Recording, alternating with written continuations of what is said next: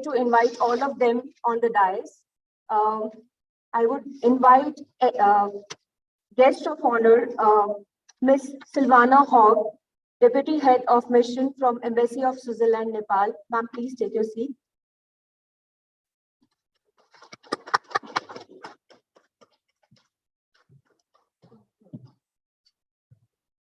I would like to invite Honorable Chief Guest, Dr. Toya Narayan Gowali, Secretary, Ministry of Industry, Commerce and Supply, Government of Nepal. Then I would like to invite Sri Dhruva Thapa, President, Nepal Cement Manufacturers Association, Nepal. Welcome, sir.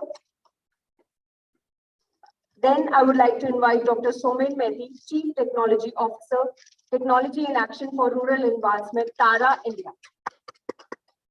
I welcome all the esteemed speakers and the guests on the dais, as well as the participants who took out time to join us. The objective of this program is to showcase the applications and the success stories of LC3 that we have done in India, and as well as dissemination in Nepal region. We are looking forward to design the interest of government and the cement companies over here who can adopt and can promote this low carbon cement, which has the potential of reducing 40% of CO2 emissions. It is a new kind of cement that is based on blending of limestone and calcined clay, 15% of limestone, 50% of clinker and 30% of calcined clay. Taking this forward, I would like to highlight the flow of the event. We will be having inaugural session wherein the people on the dais will be speaking about, they will be giving the welcome address and the keynote address. And then we will be having the technical session wherein the esteemed speakers from IIT Delhi, IIT Madras, and people joining online will be speaking.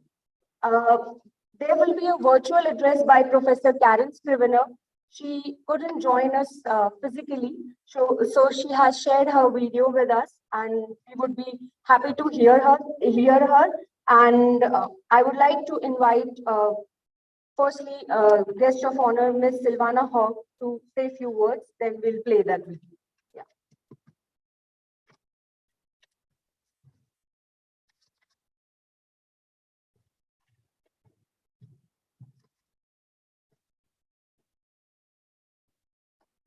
Distinguished Secretary, representative of the Nepal Cement Manufacturers Association and the cement industry, Professor Scrivener, I don't know if she's already here, all other honorable guests, it's my pleasure to be here today. Concrete is the most used man-made material on the planet, and cement production is causing around 5 to 8% of man-made CO2 emissions. In order to achieve the goal of the Paris Agreement, keeping the global temperature increase below 1.5 degrees Celsius, net zero carbon emissions from the built environment must be achieved latest by 2050. We all know that construction in Nepal is going at an incredible pace. I'm living in Baishebati, where we had rice paddies 2-3 years ago. Now we see appearing new buildings almost every day. This might be worrisome to observe, but at the same time, this development implies that there is a huge potential to reduce CO2 emissions from the construction sector if we intervene now. Switzerland, through the Swiss Agency for Development and Cooperation, has supported the development of limestone calcined clay cement, in short LC3, for almost a decade through the low carbon cement LCC project. With funding primarily from the Swiss government, the Swiss Polytechnical University of Lausanne, the EPFL, universities in Cuba and India, and the Indian organization TARA have developed a convincing new technology to produce cement with a high potential to reduce CO2 emissions from the cement sector. At the same time, this new technology and process to produce LC3 is resource, energy, and cost efficient. This is the crucial point. The new cement type is interesting from both the economic as well as from the environmental perspective. In order to achieve a significant CO2 reduction in the cement sector, the switch to a greener cement cannot happen on a large scale without the provision of a conducive regulatory framework by the government and without a fast uptake by the private sector, namely the cement manufacturers and the Cement Manufacturers Association. We are therefore very pleased that the LC3 project team, together with their partners from Nepal, the Nepal Cement Manufacturers Association, Minergy, and IIDS, are organizing this event today to present to the audience how cheaper and greener cement could be produced in Nepal. We truly hope that LC3 and its benefits attract your attention. Hopefully, today is the starting point of a joint journey for the Nepali authority and the private sector towards a greener cement and therefore more sustainably built environment. Thank you very much for your attention.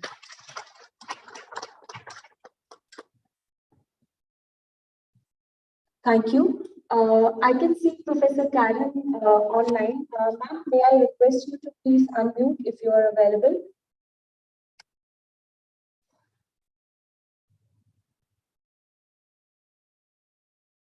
Yes, perfect. Let me take a time to introduce Professor Karen. Meanwhile, we'll just set the mic. She is Director of Laboratory of Construction Material at EPFL Lausanne. Karen Scrivener works at the interface between academic research and industrial application in the cement industry. Her focus is on lowering CO2 emissions from this important material, which has led to the development of LC3 cement, which can cut CO2 emissions by 40%.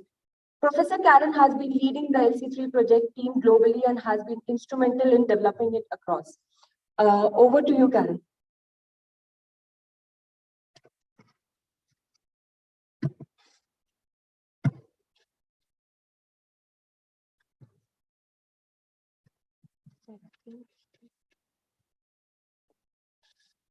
Professor Karen, are we audible to you? Please unmute.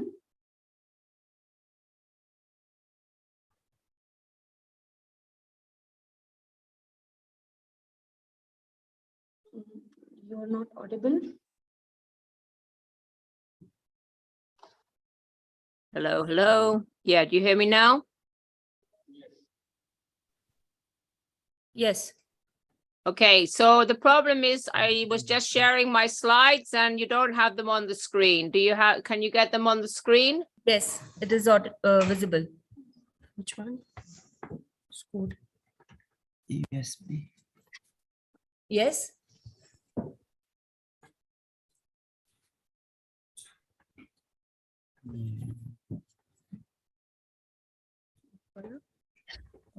Oui. Professor Karen, you may start. Yeah, but you don't see my slides. I'm sharing my screen and it doesn't seem to come up on your screen.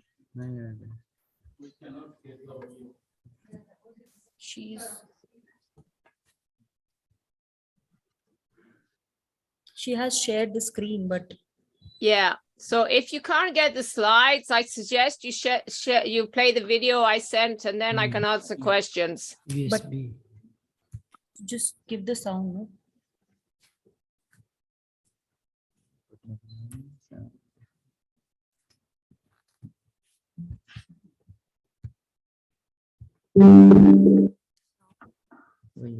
Ma'am, Yeah. yes.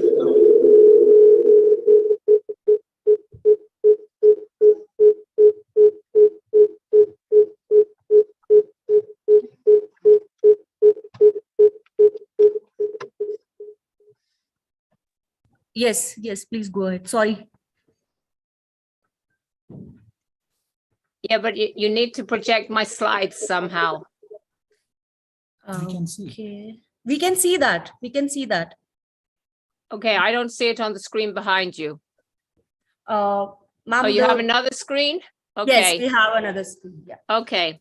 So sorry about this problem. So thank you very much for this opportunity to address this gathering. I'm very sorry not to be there in person, especially as I've really interested to visit Kathmandu sometime. Okay, so LC3, what is interesting about LC3? It's a technology which can lead to reductions in CO2 emissions it can be done now, and it can be done at large scale. So to position materials based on cement, like concrete and mortars, many people think these are very environmentally unfriendly materials, but this is a misconception, because when you look at the CO2 per kilo, you see that it's really some of the lowest you can have from all materials. So you will not help things by replacing concrete by other materials. It's because of the very large volumes we use that overall they contribute to about 8% of anthropogenic CO2 emissions. But also from this perspective, we cannot really use other materials. So if you take timber, which can be a very ecological material, the amount we're using today is on the limits of sustainability. We're cutting down more trees than we're planting. And if we wanted to replace even 1/4 of cementitious materials with concrete, we would have to plant new forests 1.5 times the size of India. So concrete is the only solution. We need to make it better. At the same time, the way cement is being used has totally shifted in the past few decades. Even back in 1980, the bulk of demand was in the global north. In the last 30 or 40 years, we've seen an explosion of demand in China. China is now decreasing, and really what is going to take over is going to be India and the rest of the global south. So let's look a little bit about where these CO2 emissions are coming from to know how we can deal with this. More than 60% of the emissions are coming from this chemical equation here, which is the breakdown of limestone. Limestone is 80% of the raw material. And during the process, this decomposes into calcium oxide and CO2. So when I explain this to people, people say, well, can we not make cement with something other than limestone? And unfortunately, the short answer is no, because just 8 elements make up more than 98% of the Earth's crust. And then when we put this together with how cement works, well, we have this gray powder, we mix it with water. And what is happening is this gray powder is dissolving like sugar dissolves in your coffee. But then we have new combinations between the elements which precipitate these things we call hydrates, and that's like the glue that holds the cement grains together and gives the concrete strength and durability.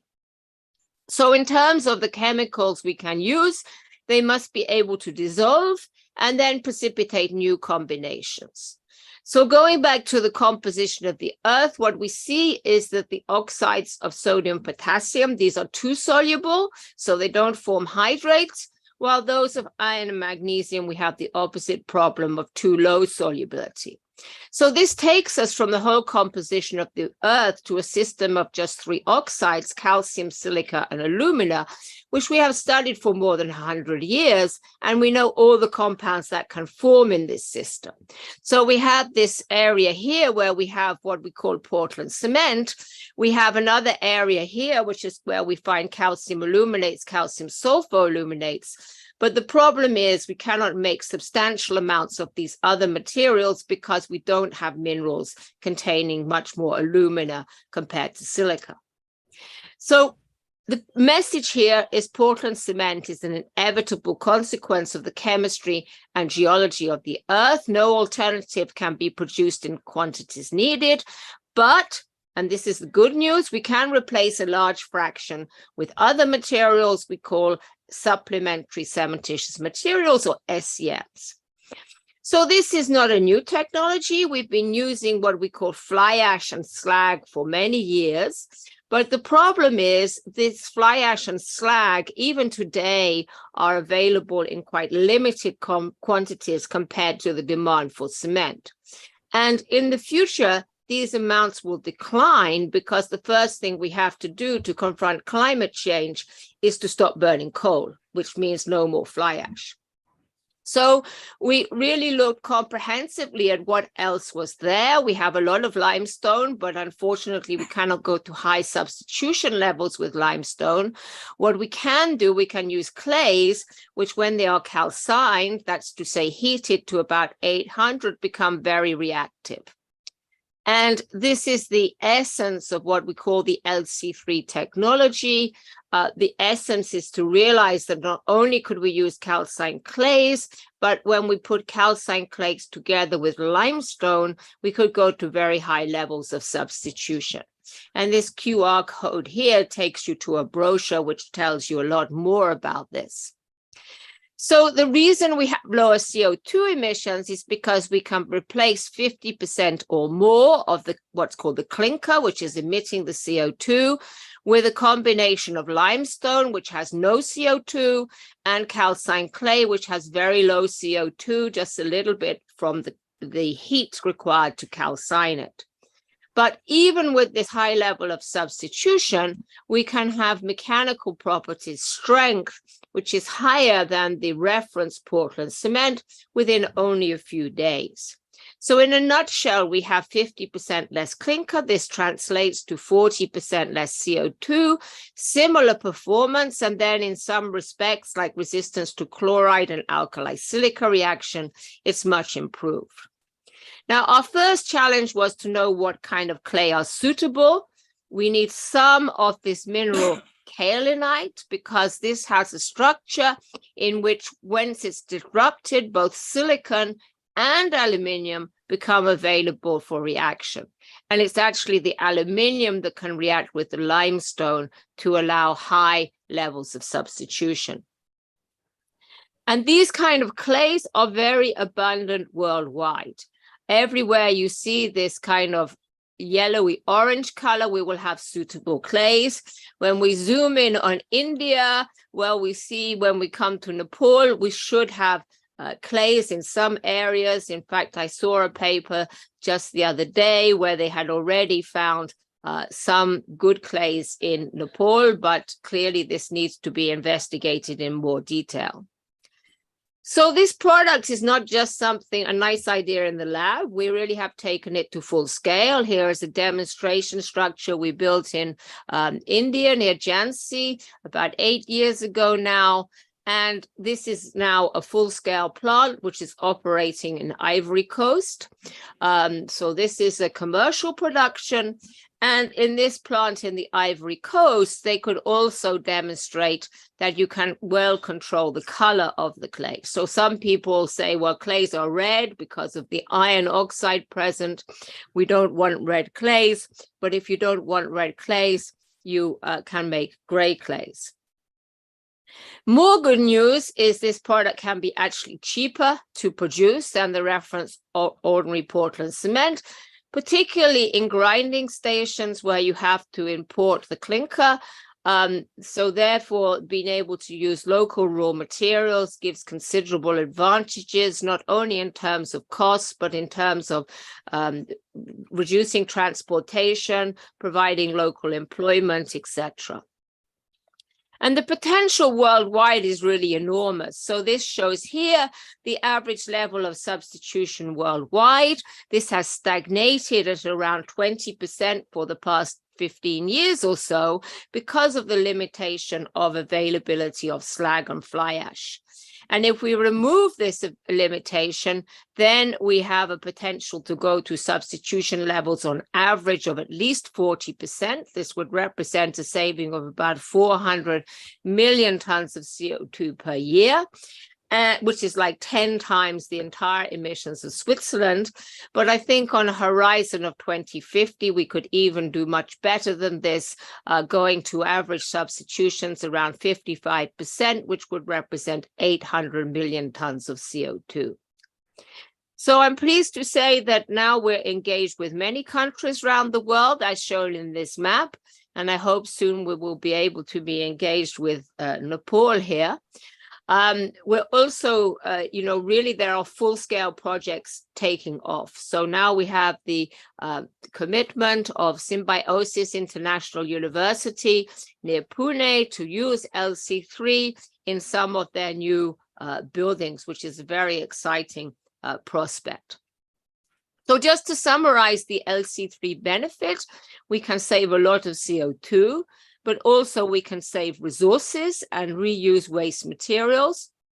We have a similar or better performance to the reference, and it's totally scalable on a worldwide level.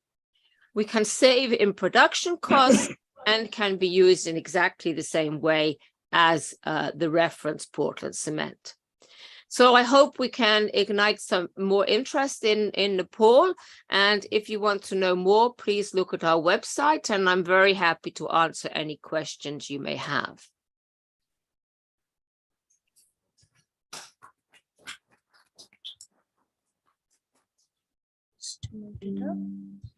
Okay, I can't hear you now because you have muted.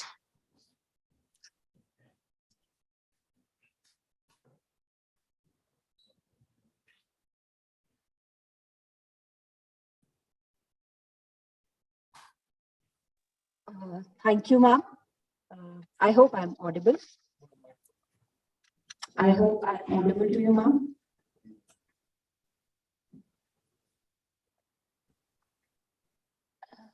Thank you. I think we should go forward. So you need to unmute from the room if people have any questions. Yeah, I'll just ask if there's any questions from the audience they can ask, or else we can keep it with us and we can discuss in the discussion now. Yes. I have a question, ma'am.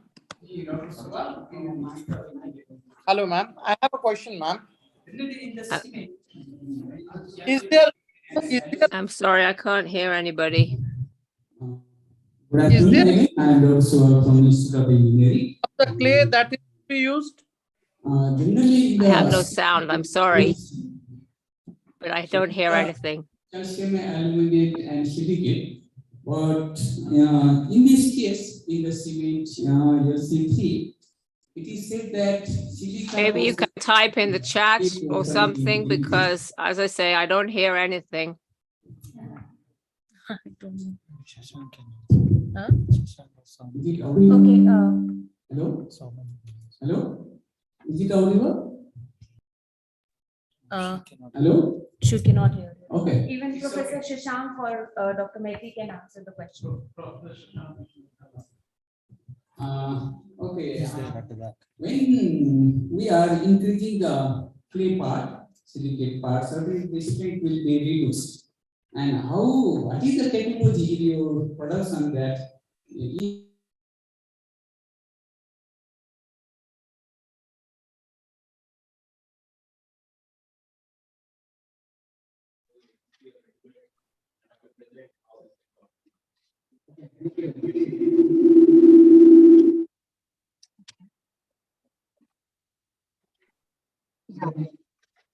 Okay. Sorry, Professor Karen, I think that you cannot hear us. Sorry, Professor Karen, I think you were not able to hear us, but the answers will be taken care by Professor Shashank, Professor Radhakrishnan, and Dr. Soman Mehti. Thank you so much, and we are very sorry for this technical glitch. We will move forward with the next guest.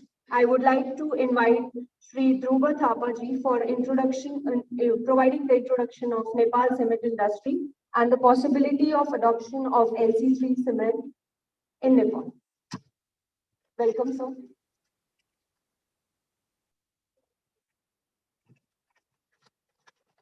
Thank you, Bharati.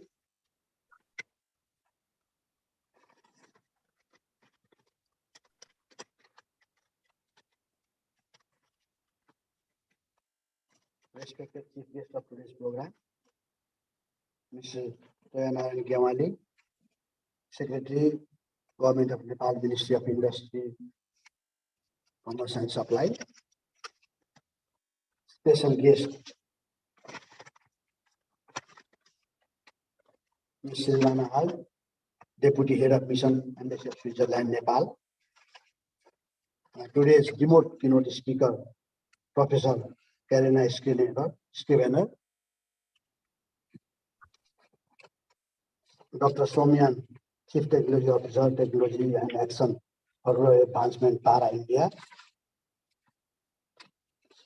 Distinguished guests, Director General, Department of Mines and Geology, Deputy Director General, Nepal Bureau of Standards and Meteorology, all the distinguished engineers, ladies and gentlemen, and friend from media. First of all, I would like to welcome you all to this special program on behalf of my organization, Nepal Cement Manufacturers Association, and on my own behalf. I also would like to welcome our chief guest, special guest, and all the guests. And I'm really grateful to our chief guest as he has provided us time to be the chief guest in this program without short notice. And thank you very much. And we are grateful. And similarly, once again, I would like to welcome all of you here in this program. As you are, Bharati has explained about the today's program, and also from Ghana backdrop, also you came to know that the today's program is going to be a very interesting program for all of us, especially who are in the cement business, either from manufacturer side or from engineer side or from regulatory body side. I think this program will definitely help us to promote LC3 in Nepal. It is an initiation, and if we will be able to come up with this cement, definitely we will have various benefits in the cement industry. Definitely we will have lower cost, cheaper cement available in the market, so that whole infrastructure cost will be reduced. At the same time, we will be reducing our carbon emission and protecting our environment. And we will be saving our limestone mines reserve also. At the same time, we will save our foreign currency while reducing the import of additives for cement like fly ash and slag. As to initiate this program, I just like to share a small break. So, I think before 3 years, I met Dr. Maiti in an international conference in Bangladesh. He was presenting about this LC3 cement there. And after listening his presentation, I was really impressed and inspired about this thing, and I discussed with him. Then I requested him to explain this thing in Nepal and to have a small program to explore it.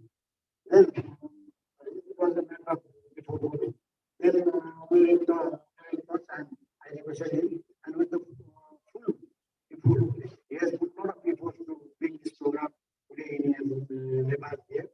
I think it will be a milestone for us to use this cement.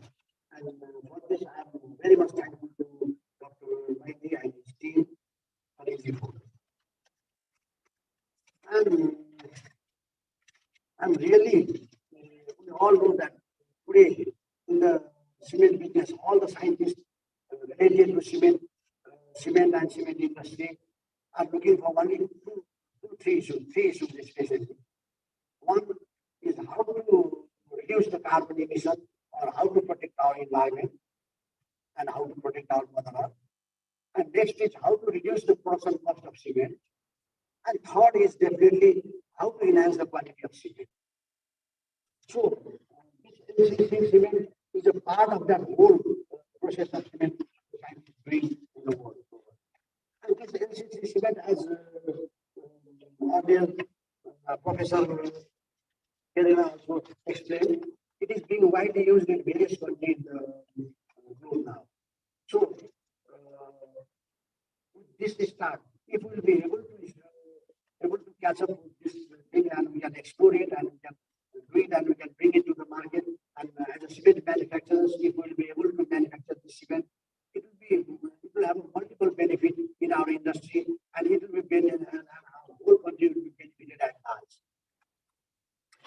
to our cement industry, about the Nepali cement industry, the history of use of cement in Nepal is not very old. Not very old. We have started using cement since 1960, and we have started producing cement in 1975 as a Himal cement factory. Then, after 25 years, there are only 2 cement factories owned by government. We all know that cement industry and the Udaipur cement industry. Then, after the liberalization in the country, from 2000 onward, we have this private sector started coming into the cement industry, and the change you can see now. Now, that time, most of our demand was used to be fulfilled by import. Now, since last 6 and 7 years, we are self-sufficient in the country for cement, and today, not only self-sufficient, we have the very much high spillage production capacity. If we talk of today, we have a installed capacity of producing 25 million tons of cement in the country, whereas our demand is only 10 million tons. And due to the COVID and all the effects, the increase in demand is very, very slow since last 2-3 years, as it was good after the earthquake in 2015. All the construction works were being done. So now, the cement industry is facing a lot of problems because of the big gap between demand and supply. As I've already told you, we have a spillage of production, and most of the cement factory in an annual average, we are running in the 40% capacity. And as of now, if we talk today, cement factories are running capacity of 25% of its installed capacity. So the condition is very, very alarming. If the situation goes like this, then it will be very, very difficult for the cement industry to survive in the country. So we have to find some solutions. So as we have seen that there are only 2 solutions we can work with. One is we have to increase the domestic demand by various means. Like we have to accelerate our infrastructure work in the country, and we have to increase our capacity to spend our budget. Allocated budgets are not being spent in proper manner. That has to be taken care. At the same time, we are advocating the cement concrete road, which will consume a lot of cement. And not only the consumption of cement will be increased, at the same time, the life of the road will be increased, and there are multiple benefits of concrete road compared to the B2B concrete, smart concrete road, as we have been using now. So, and next solution is to export the cement. At least to initiate with is export to the border side of the India, bordering town of the Indian continent, especially Bihar and UP, where fortunately they don't have big cement factory in those 2 states. So if we will be able to do this, then only our industry can survive, and we can do some more, some creation work and some innovative work like innovation and going to the LC3 cement. So, and one good thing is we have just started exporting our cement to the Indian towns. They are bordering towns.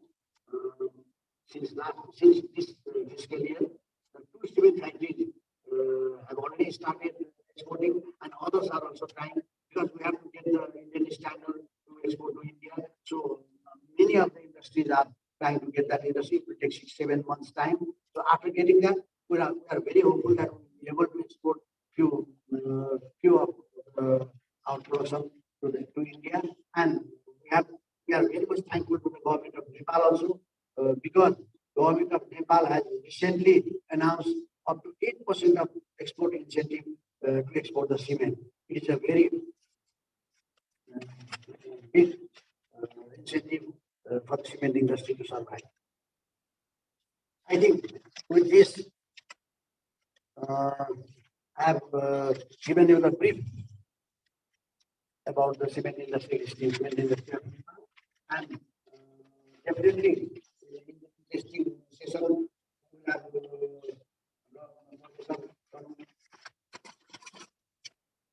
Professor Bismay and Professor Radhakrishnan Pillai from IIT Delhi, India, and IIT Madras, respectively. They have come all the way from India to give their presentation here and to give us detail about LC3 cement. Definitely, it will be an interesting session and it will be useful for us in the future too. And once again, I would like to welcome you all in this program and have access to listen our special speakers. Thank you very much. Thanks.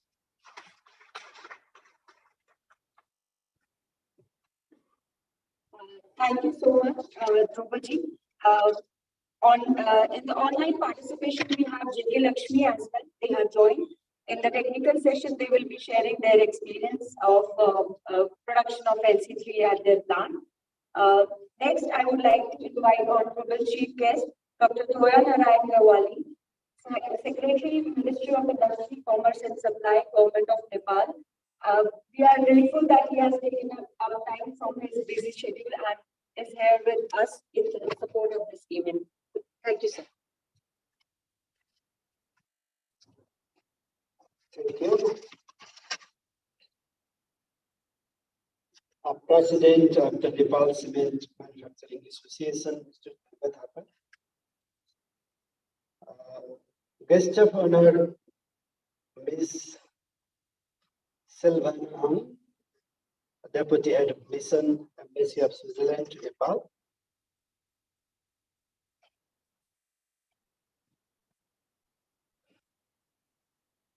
Dr.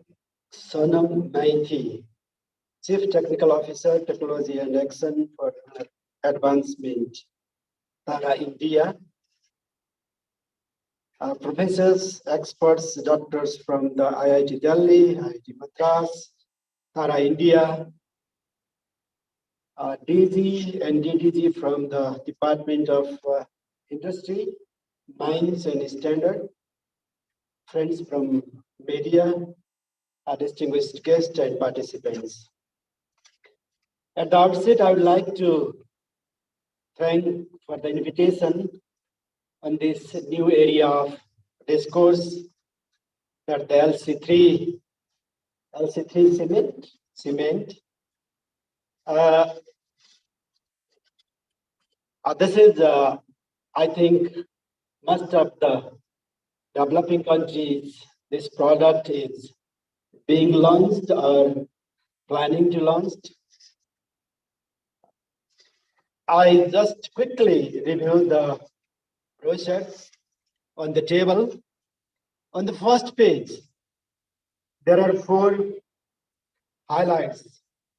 Low carbon that we just discussed on COP27, about 15 days, how to reduce the emission and how to protect the globe in a better way.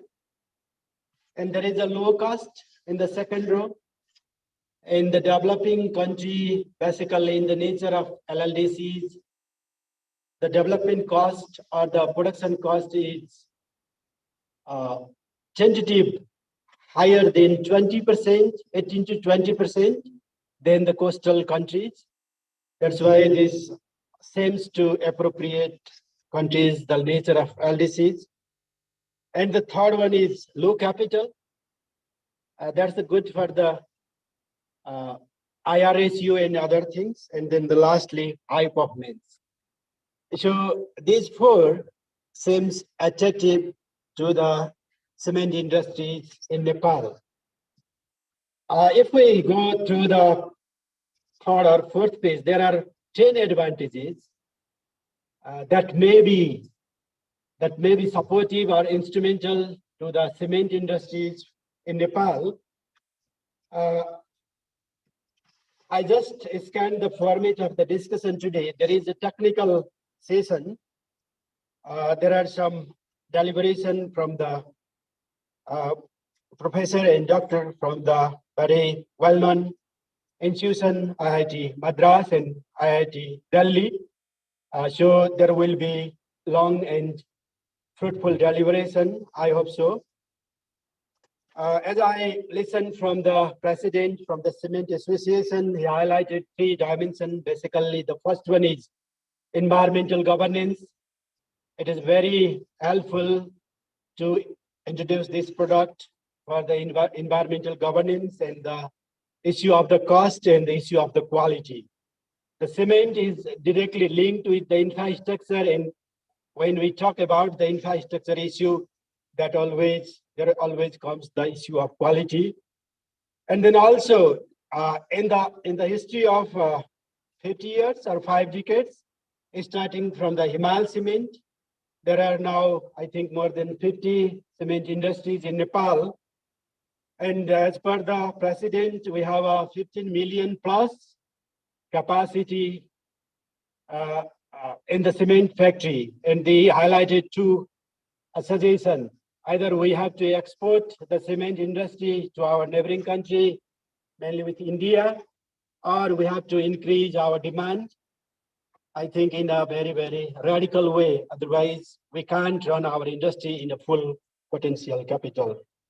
When I remember the data of cement and clinker, about 5 years back, Nepal had to import 25 billion plus clinker with neighboring country. Now that is reduced in a very, very comprehensive way. So the import of the clinker now is very, very minimal. So I think in the technical session, there will be discussion on our policies, on our standards, on our capacity to start this type of industry in Nepal, LC3. And our experts from the department, basically DG from mines and DDG from NBSM, will address the issues. Government of Nepal is supporting the various industries, and our priority is high in basically in cement industry. So we are in the phase of to start for the export rather than import. So basically, we have to discuss very carefully on policy issues, on standard issues, and then capacity. To listening from the panel, I think that this is appropriate for Nepal, but we have to set up the similar standards, similar policies, and similar other policies and programs to start this initiation. So to conclude, I would like to request to all the distinguished participants that let's examine, let's discuss on our policies and standards, and basically on our capacity to introduce this product in Nepal in the days to come. I thank you.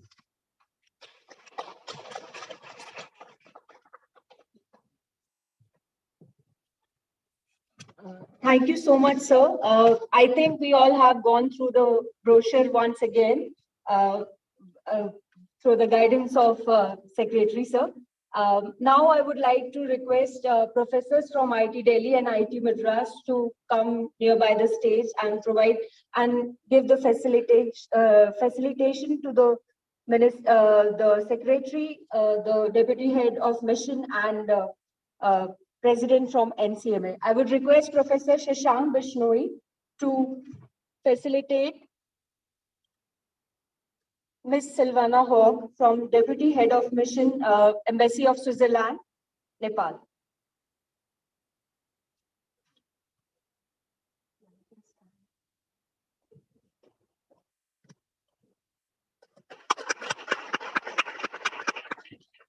This is the block made up of LC3. We have made it in our lab, and soon you can see we will be keeping it in display as well. Now I would request Professor Radhakrishna Pillai to give facilitation to the Nepal Cement Manufacturing Association President, Shri Dhruva Thapaji. Yes.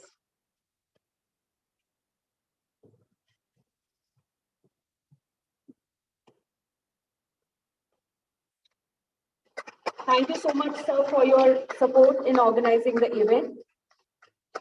Now I would request Dr. Somen Methi, Chief Technology Officer from Tara, to facilitate our guest of the Chief Guest, Secretary Dr. Toya Narayan Gawali from Ministry of Industry, Commerce and Supplies. Thank you, sir, for attending the event and giving out your time.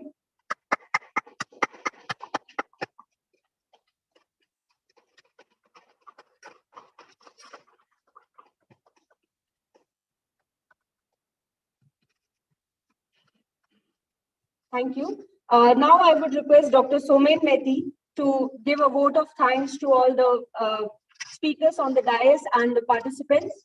Then we will start off with the technical session. Thank you, Bharti. On behalf of the LC3 project teams of EPFL Switzerland, IIT Delhi, IIT Madras, and Tara, I would like to extend my sincere thanks to Professor Karen Scribner. She has been the inspiration for the last 10 years of developing this technology, and she has been working with us constantly. Her inspiration and her never-ending energy gives us the inspiration to take this initiative forward, not only in India but to other countries also. Would like to extend my sincere thanks to Mrs. Sylvina Hawk. Despite your busy schedule, ma'am, you have found the time. And whenever we have went to SDC Nepal, we have changed the dates quite a number of times, that whenever we went to you, you have never done back and then said that no. Every time you have said that, yes, I'm ready to attend you. Our sincere thanks to our chief guest, Dr. Tuyanan Kawali, for being with us today, despite your busy schedule, sir, and your words of encouragement. You had the time of going through this brochure, and your constant encouragement and your comments will help us in taking this forward. Sincere thanks to Dhruva Thapaji. We had met 5 years ago and in a workshop in Dhaka, and from there we were planning to take this forward, but due to the COVID kind of situations, we couldn't do it. And now I think we have found the time for taking this forward. Thanks to my colleagues from Minergy and IITS for partnering with us and helping us to take this forward. Sincere thanks to our media teams, because I think with your help and all, we can promote this technology and promote this initiative across Nepal. We are grateful to all the participants, and my sincere thanks from myself and from the project team to all of you for coming over here and making this program successful. We hope that jointly we can take this forward. I can assure you along with NCMA that this is just the beginning. This is not the end. This is just the beginning, and we hope that in the coming months, with support from all others, we can take this initiative forward and introduce this new technology to Nepal. Thank you all.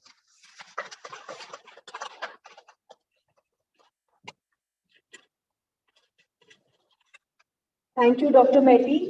Now I think we are on time.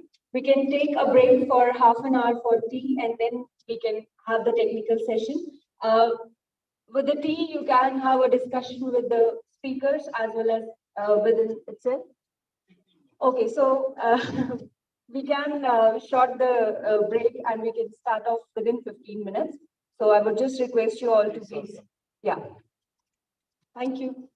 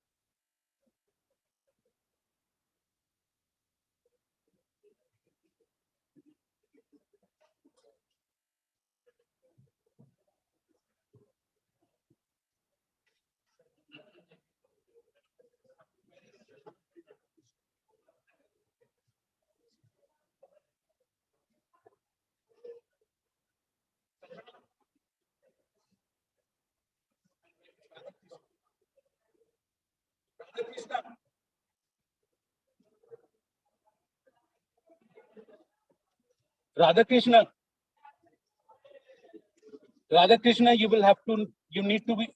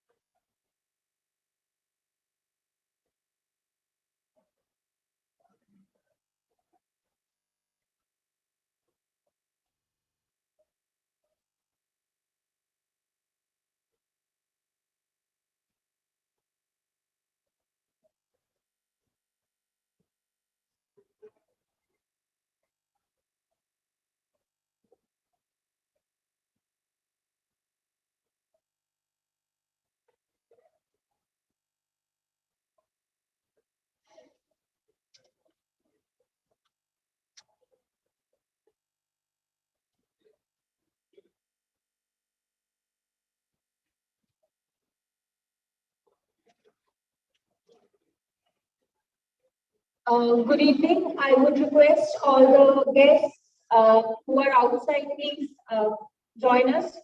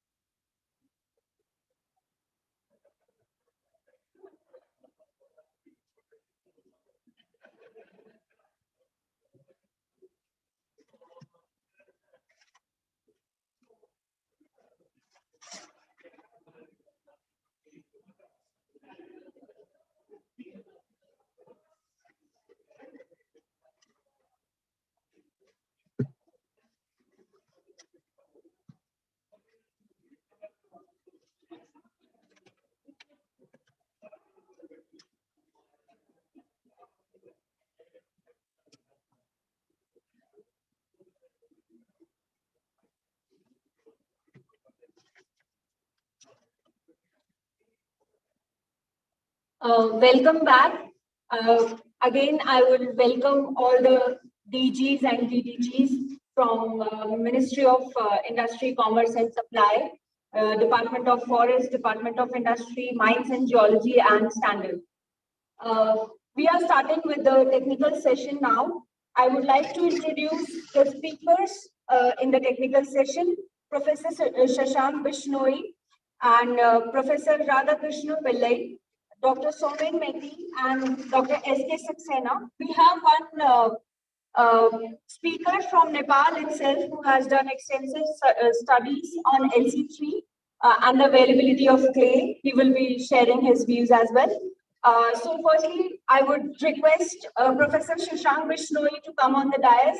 He is a professor in Department of Engineering, IIT Delhi. He has done postdoc from EPFL Switzerland. His key interests of areas are cement, supplementary cementitious material, concrete, building materials, sustainability, durability. He has been instrumental in the research study for limestone calcine clay. Today, he will be presenting about the technology relevance to all. So please.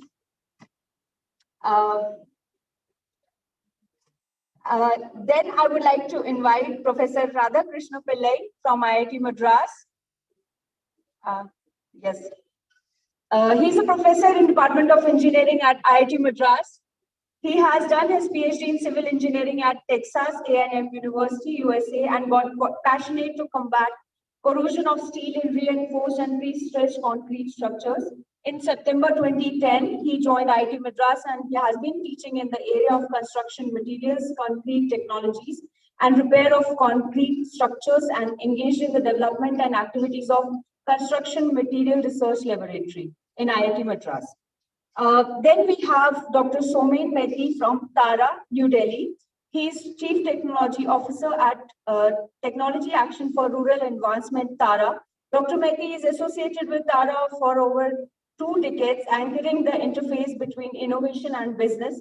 His expertise lies in the building materials sector, wherein he has been instrumental in exploring commercial approaches to utilization of industrial waste, improving energy efficiency, and reducing environmental emissions. Then we have Dr. S.K. Saxena, Senior Vice President, works at JK Lakshmi Cement Limited, Sirohi, Rajasthan. He has joined us virtually. He has been instrumental in doing the pilot production of LC3 and has been supportive enough in the adoption of LC3 at his plant. Then we have Dr. Vishnu Prasad from Sarthak Concrete from here in Kathmandu. He will be sharing the details of the LC3 studies that he has done in Nepal. So over to you, Professor Shashank. Good afternoon, everyone, and thank you once again for turning up in such large numbers for this event here today. I'll wait for my presentation to come out on the screen. So I'm going to bore you today afternoon with a little bit of information about the technology of LC3, about where we are, how we have moved, and so on. So, like you already know, the idea for LC3 originated in Switzerland back in 2008 or 2009. And somewhere in around 2012, we started working on this in India. Dr. Somen Mehti and I, we decided to go on a tour throughout India, looking for clays, looking for facilities for calcination, because nobody was doing it at that time. And it was very difficult to find something to do at that.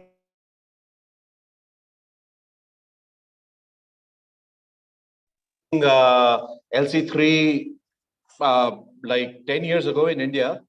And it was after we made the first lot of LC3, which was a very bad production actually, compared to what we know today we are able to do. We realized that this was going to work. Despite not knowing anything about cement at that time, we were able to make a good cement. And that's what gave us the confidence that this is the technology that is robust, that can be easily produced, that can be easily used. You know, at that time, we used to think that if he and I can go to a cement plant and make a cement, and still that cement can work and it can give us good strength and we can make good structures out of it, then how good the cement can be if the cement industry produces it. That is what we thought. We took bags of that cement and we went to different cement companies. We literally carried bags of cement around the whole country and we gave them out to cement companies. And that's how the story started in India. That's how people started believing in us. And most importantly, that's how we started believing in ourselves. And from that point onwards, we feel very proud to say that we've contributed a major portion of the scientific and practical knowledge that is available on LC3 today. Around the world, we've made a very large contribution out of that in India, along with the team at IIT Madras, Tara, IIT Delhi. And today, the result of that is the LC3 standard has been accepted by the Bureau of Indian Standards. There's already a standard in European standards. There's a Eurocode EN 197 Part 5. There's an ASTM standard also. So a large part of the world is covered where LC3 can be produced and sold in the market already. It's already commercially available in 5 countries around the world. And there are at least 25 more countries which are at the moment getting ready to produce this cement in their plants. We have gone from an idea in the lab to something that is a reality. And that took us quite a bit of time and a lot of effort, because producing a cement does not just mean that you have to make something and you have to show that it can achieve some strength in the lab. It means that we have to show that the raw materials are available. It means we have to understand how those materials can be processed. Can they be made in a plant? Once that cement is made, what should be the properties of those cements?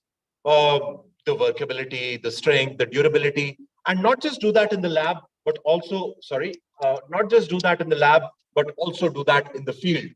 So there are so many things that are required to be done. So the journey has been long, but we're still very excited that the thing that we worked on has been taken up so in such an enthusiastic manner. From the start, our objective was to support an early uptake of LC3 by convincing the industry and developing the standards. That was our objective from the start. Our objective from the start was not to make 10 PhD theses and 50 master's theses and 100 bachelor's reports on this. That was not the idea. The idea was to make a product that will be accepted in the market, which is why we managed to get there in 10 years, because we have seen so many times that ideas originate in the lab, but they never make it to the field. This is what the idea is. The idea is that if you mix calcined clay and limestone along with clinker, you would be able to reduce the clinker content in the cement down to 50% or even further lower without losing the performance of the cement. What is the meaning of performance? Performance can mean so many different things for different people. Performance can mean strength for somebody. Performance can mean durability for somebody else. So there are so many different parameters on which that performance has to be measured. So the cement will have to be designed based on the performance that you require. But in most cases, you would be able to achieve such low clinker contents without losing the performance that you want. Performance can mean in comparison with the product that you have there at the moment, which in many places means an ordinary Portland cement that contains mostly clinker, maybe some performance improver in the form of limestone or a bit of fly ash or something added over there, but mostly clinker. In India, the big comparison was against fly ash based cement.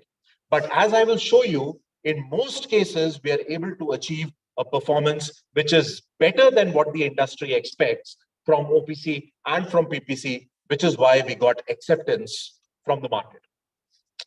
Why is this happening? I was very happy to have a question earlier that, you're reducing the calcium, you're adding some more silica. So why do you still get the performance in the cement?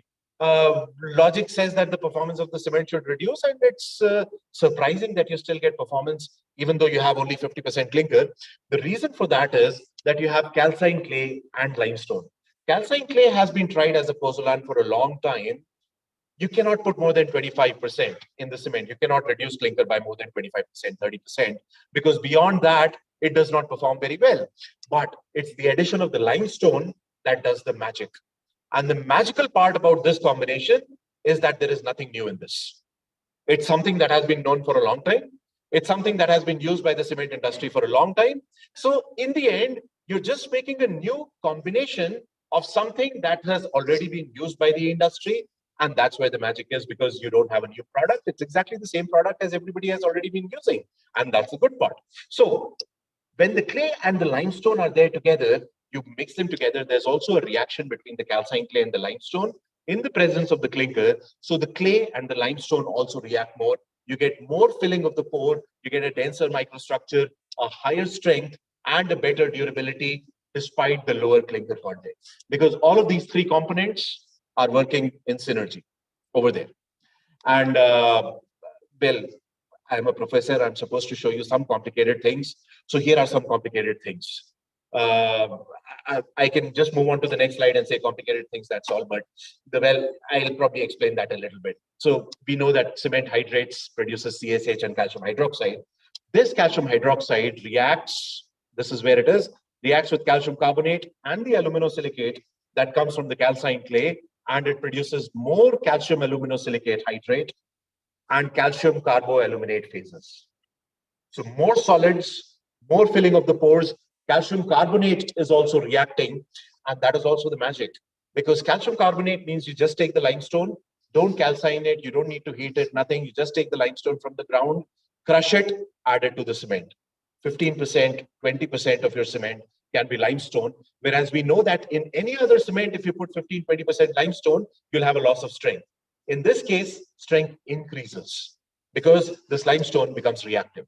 And there's a lot of research that is available. If you go online, you find the research papers, you'll see a lot of work done on that. We know that calcined clay particles have a slightly different shape than the other particles that are there in the cement. So the limestone also helps physically. It helps in reducing the additional water demand that may come from the calcined clay. So there's a lot of physical and chemical synergy between the calcined clay and limestone. Something that we have to remember is we are not talking about agricultural soil.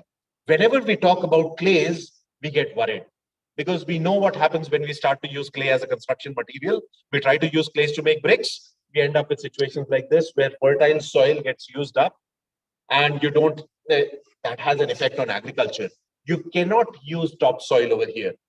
It is a specific type of clay that you can use. Some more science, you have to have a mineral that is known as kaolinite, which you will not find in the topsoil. So you will not be destroying agricultural soils in this case. You will have to open mines in this case to be able to get that mineral. This is a clay mineral called kaolinite, which contains these layers. And once you heat this mineral to a temperature, theoretically to a temperature of 600, 650 degrees centigrade, when you do that, you lose this water that is attached here in the middle. And this crystalline structure of the clay breaks down. The clay becomes amorphous. It becomes reactive in the alkaline conditions in the cement. And that's where the strength starts to come from. Practically, that temperature is slightly higher because if you're in a rotary kiln, you may have to keep the gas temperature at 850 degrees centigrade to be able to achieve 650, 700 centigrade in the solid over there. So depending on the technology that you use, that temperature may be slightly different. But the advantage is that when you're producing clinker, when you calcine the limestone, when you produce the clinker, limestone decomposes to produce carbon dioxide. Clay decomposes to produce water vapor. So CO2 emissions are reduced. Secondly, clinker production happens at 1400 or 1500 degrees centigrade. This happens at a much lower temperature. You use almost half the fuel as you would have used for the same mass of calcined clay as you would have used in the case of clinker. So that's where you save the CO2. That's where you save the energy.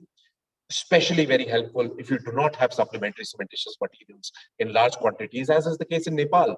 You don't have huge quantities of fly ash. You don't have huge quantities of slag. So it can be very helpful over here because this is one way you can significantly reduce the clinker content in your cement. I'll show you some strength results. Durability results will be shown more by Professor Radhakrishna Pillai. So if you do an XRD, you would be easily able to see what mineral is present in the clay, and you'd be able to identify what clay it is. I'll show you some more graphs afterwards.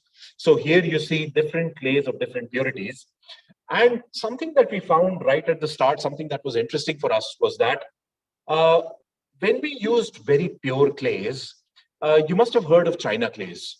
China clays are used for production of ceramics, of this crockery, these vases that you're seeing in front of you, in which those flowers are there. These vases are probably made of China clay. It's a very expensive material. It's not available that easily. It also contains the mineral kaolinite. So that is not the material we're looking for. Something that we realized is that if you have a clay that contains only 40 to 60% kaolinite, that is sufficient for use in LC3. There is no additional advantage that you get by having a more pure clay, which means that you can now use a less pure material that is not being used by the other industry, which is lower in cost, and you can easily consume something that may also be a waste from some other industries. This is something that I'll show you. What happens is when you heat that clay to a high temperature, it loses some weight, the water vapor goes away, you make an amorphous material, and that becomes reactive. And you can heat it in many different ways. In the beginning, we put them in boxes, put them in these kind of muffle furnaces, and tried to heat them, but it did not really work very well. We were getting only partial calcination in that case. Rotary kilns, something that the cement industry is so used to already, works very well for the calcination of clay, and you can keep a temperature that is lower. The gas temperature could be 850 or 900 degrees centigrade, and you would be able to properly calcine the clay. In this particular trial that I'm showing you over here, the fuel used was biomass briquettes. So you have so many more alternatives. You can use electricity for the calcination, potentially. You can use biomass. You can use coal, pet coke. Of course, there are so many things, different fuels that you can use. That also reduces your reliance on other type of fuels that you might have to import from other places. So you just crush your clay, to a size that looks kind of like this and just put it through the rotary kiln. It spends 10-15 minutes inside the rotary kiln. It comes out as reactive nodules at the other end. You grind it together with your cement, or you grind it with your limestone, and you produce what we call LC2. There's this LC3. LC3 is limestone calcined clay cement. In LC2, we just remove the cement at the end. It's just limestone calcined clay. So you mix the limestone and the calcined clay, of course, with a little bit of gypsum. Gypsum is a forgotten hero in our cement industry, because we always forget to mention that there is gypsum. It is so important. So you mix your gypsum, your calcined clay, and your limestone together, you produce LC2. And now this LC2, you can buy OPC from anywhere. You can reduce your OPC content in your concrete by 50%, put 50% LC2, and still get the same strength and even a better durability than what you would get otherwise. So after you've calcined it, you see the peak in the XRD goes away, and you get this amorphous material. The important thing to remember is that you don't overcook it. So if you don't undercook it, you still have a lot of kaolinite left in your clay. If you cook it right in an XRD, you get this hump instead of a sharp peak, which means this is properly calcined. You overcook it, you produce new minerals, molite and cristobalite, which are not going to be reactive in cement. So make sure you have the right temperature range so that you have a reactive cement. So that technology is quite well. Why did this slide come back again? But something that a lot of people are worried about is clays can be reddish in color. Of course they can be, because we are not using the white clays that are used by the ceramic industry. We're using impure clays. Those impure clays may contain a lot of impurities, quartz, they may contain some other clay minerals, and most importantly, they may contain iron. Whenever there is iron, there's going to be this reddish color. And if you calcine the clay in a normal manner, you're going to get this reddish color. But if you have, frankly, I don't understand why people do not like reddish color cement. I mean, I would like to have a red colored cement. We like to have red colored bricks. Then why not a red colored cement? But well, if you absolutely insist on having a gray colored cement, you can have a reducing environment in your cooler after you've calcined the clay. And this is the color of the clay. This is the same clay, this clay calcined in two different ways. Over here, it has been calcined in oxidizing conditions. Over here, it has been calcined in reducing conditions. This has hematite, this has magnetite. Of course, gray in color instead of reddish in color. So the problem of color is solved. You can try to grind all of those things together. Grinding can work a lot of times, especially if you have a pure limestone that's available quite a lot in this region. If you have a more pure limestone, you'll have a softer clinker. It's easier to grind. And we've done these trials in all kinds of different mills. It works in all kinds of mills, small closed circuit ball mill, big closed circuit ball mill. This is a VRM. In all of these mills, it can work. But something that you have to understand is that clay is a soft material.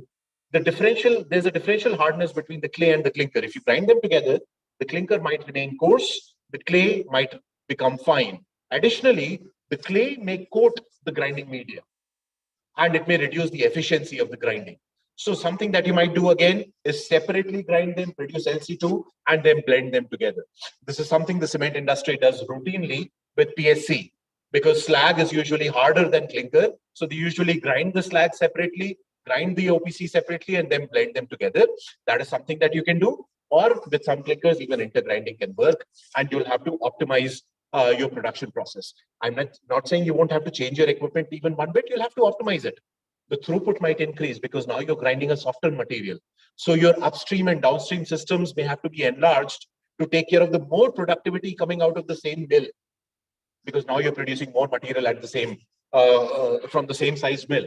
So you have to take care of those things. You might use grinding aid, you might use different grinding, and you have to take care of the throughput, design your system properly to prevent all of that choking, to make sure that you're producing a good cement. The cement industry loves the Blaine fineness test, right? You also do this in Nepal, I'm sure. Is the Blaine fineness test done in Nepal? So, of course it is. It's done everywhere.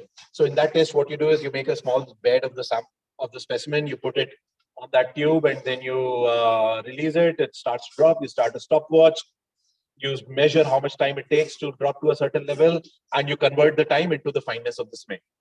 The difference in the case of LC3 is you prepare the bed, you start the specimen, you started dropping, you start the stopwatch, you put down the stopwatch, make a call to your friend, say, would you like to go out for a tea?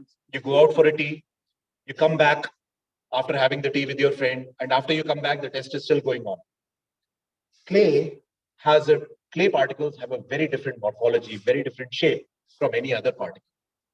The plane fineness test is not going to work because you see they stack up. They don't let the air pass through. So even after you have come back from tea, you will still not be able to, the level would not have reached its final level, because it's not because the particles are very fine. It's because the particles have a different shape and the plane test does not work. So what else can you do? You can use this other very high-tech test called the standard consistency test. I call it the high-tech test because, it's very easy, simple, cheap. You can carry it out anywhere you want. And you will find that the standard consistency of LC3 is slightly higher than your OPC, slightly higher because clay does become slightly fine.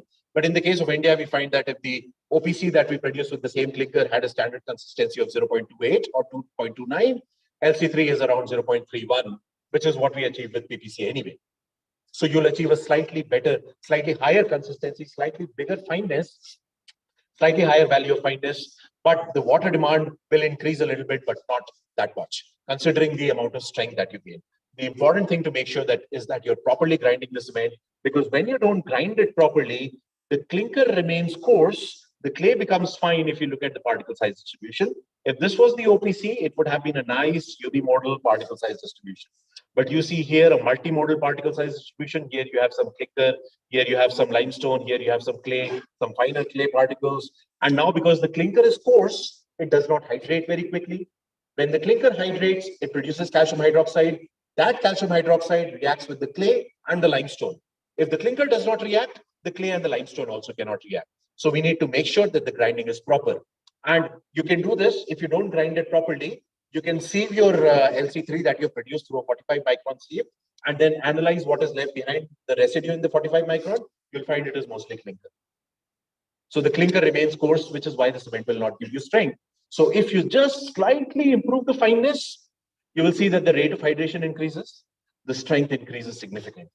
So grinding is very important. It needs to be designed properly. And last week we had a workshop in India where all the major equipment manufacturers, FS Schmidt, ThyssenKrupp, Sinoma, Loesche, Pfeiffer, and a couple more companies, they were all there. They were presenting their technologies that are designed for clay calcination and for grinding as well. So there are technologies that are available which will let you easily carry out the production of LC3. And just to remind you once again, clinker hydration is very important. Only when clinker hydrates, you produce calcium hydroxide, which can react and produce the reaction of the other materials. So there's some more science. I don't have much time. I'm going to skip over that a bit. But something very interesting that we noticed is that when we increase the purity of the clay, we do not get any more advantage in the strength development. So when we went from, in this case, 56% kaolinite content to 80% kaolinite content, in fact, we had a little bit reduction in the strength, in the final strength of the cement. That was very interesting for us. Now we understand a bit more why it happens. But the important lesson that we learned is that we can use clays that are not being used by the other industry. Which means that there is China clay industry, where they take out all the white clay and they dump all the other clay, which has a lower purity. We can use that clay. In fact, it is this clay that we have used for the building that we made in India, for the Swiss embassy building even. Our sponsors in India, the Swiss embassy people, the SDC people, they sit in a building in which LC3 has been used using this waste clay. So that is something that we can do. And here in another production, our colleagues from JK Lakshmi will be there. They will also talk about this. This is a mountain of rejected limestone from the same cement plant, where you see their limestone was not very pure. So the limestone that they had been dumping for the last 20 years, we just took that limestone and ground it into LC3. We found that you don't need a very high purity of limestone. A 30 to 32% calcium oxide content is sufficient to get the strength that we want in our cement. Beyond that, if you put more pure limestone, you're not going to get any advantage. So you can utilize low-grade resources. That means you can increase the life of your mines and you will not lose performance. We have done everything from workability to durability measurements, you will not lose performance of your cement when you do that. We have even used marble dust, dolomite. Even pure dolomite, it is not going to give you unsoundness problems in the cement. You can still produce a very good cement by using dolomite because you're not calcining the dolomite. You're just crushing it and adding it to your cement. There will be no formation of periclase. There will be no unsoundness problem because MgO is not getting formed. It is staying in the form of magnesium, calcium, magnesium carbonate. So there will not be a problem of unsoundness. The last few things that you have to do for the production of your cement are gypsum and sulfate optimization. Gypsum and alkali optimization. So if I'm showing you here a graph from isothermal calorimetry, the heat of hydration of cement, I get two peaks over here in the case of LC3. The first peak is from the silica hydration. The second peak is from the aluminate hydration. I want to have sufficient gypsum in my cement so that this aluminate hydration happens after the silica hydration. The peak of the silica hydration has happened. Otherwise, the aluminate might slow down the silica, and it is the silica that will produce the calcium hydroxide. So we want the silica hydration to happen first. So you put sufficient sulfate to get the second peak over here. Usually this is around 3 to 4 to 5% of gypsum, which is the normal gypsum content that we have in our cements. In the case of alkalis, if you use sodium hydroxide, potassium hydroxide, you can increase the early age strength of the cement, but the long-term strength can suffer. In some applications, you might want a faster early age strength, but then the long-term strength of the cement, the 28-day strength might suffer as a cause of that. Something else that you might do is compensate using sodium sulfate instead of sodium hydroxide. When you're compensating using sodium sulfate, you have a higher one-day strength, but you don't lose on the 28-day strength. So you have an advantage that way. So then after you've done after you've done the identification of your raw materials, the part that comes after that is designing your cement and optimizing your cement. This is something that the cement companies do anyway, every day as their raw materials change. So some kind of optimization is going to be required over there. Once you made your cement, this is how the strength develops. At one day, you are going to have a lower strength compared to OPC. Compared to PPC, you will have a higher strength in most cases because you have less clinker, 50% clinker. So one day strength will be lower, but by 3 days, you are likely to achieve a similar strength as you achieve in the case of OPC. By 28 days also, the strength will be similar as in the case of OPC.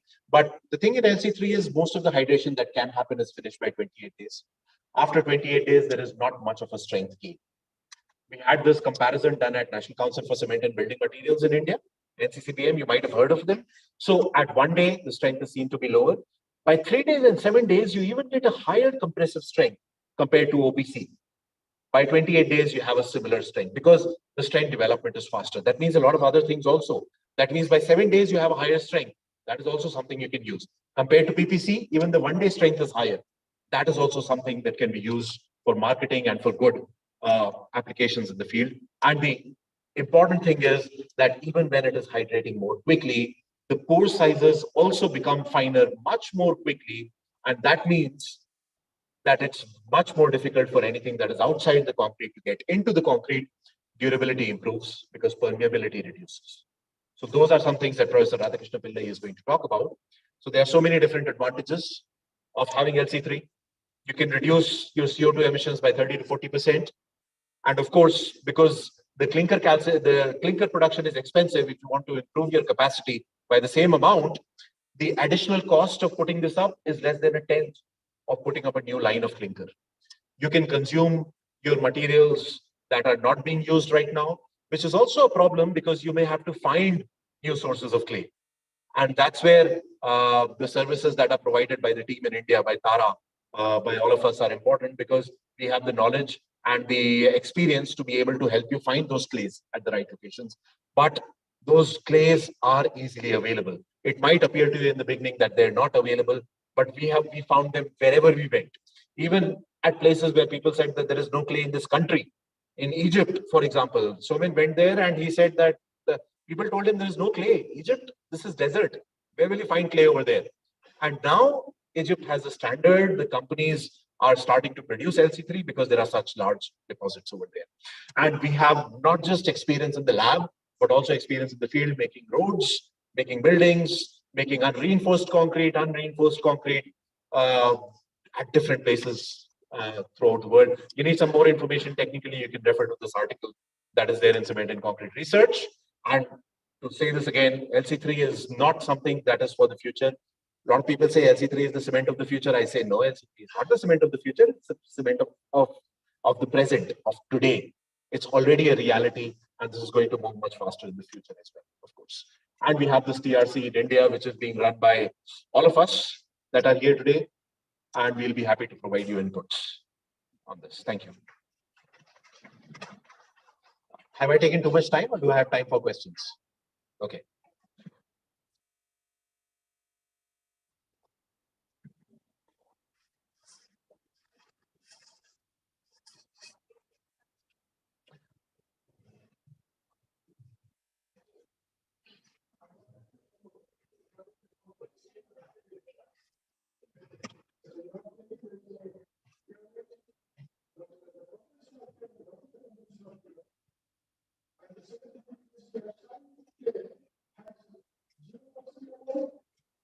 Okay.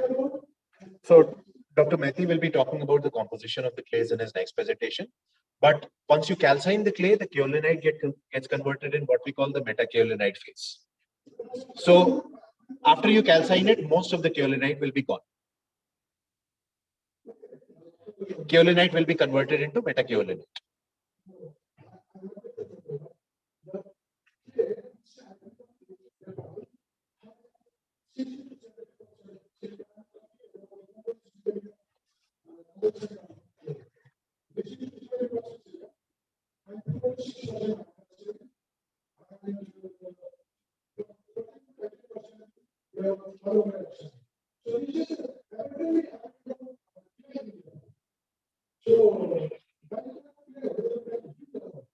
So just going by the oxide composition, it's a little bit difficult to say, because we will have to find out what are the minerals that are present in the clay, because the same oxides can be there because of many minerals. The same alumina and silica content can be because of, for example, bauxite and quartz, muscovite, quartz. It can come from so many other sources as well. So we need to identify what is the mineral that is present over there, and that.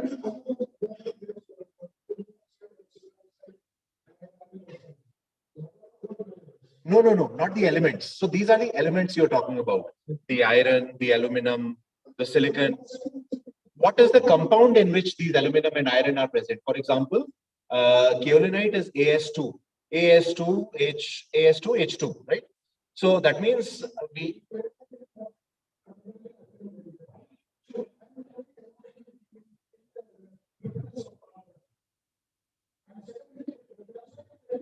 No, actually, that is something that I want to say. Every country that we go, the first thing that people tell us is kaolinite is not abundantly available in our country. The same thing was told to us for India. The same thing was told to us for how many countries, Sumin, now? 25, 30 countries. But when we start looking, we find it. The reason is nobody has been looking for it. This type of mineral that we're talking about, there is no other use, there is no other industry which is consuming it right now, because of which the prospecting has not been done. So,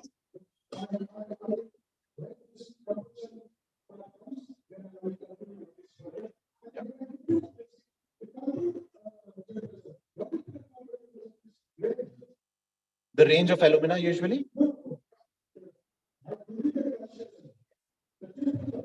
So the temperature that you heat it to is around maximum 850 degrees centigrade. The temperature range of the solid will be 750 to 850 degrees centigrade. 750 to 850 will be the solid temperature.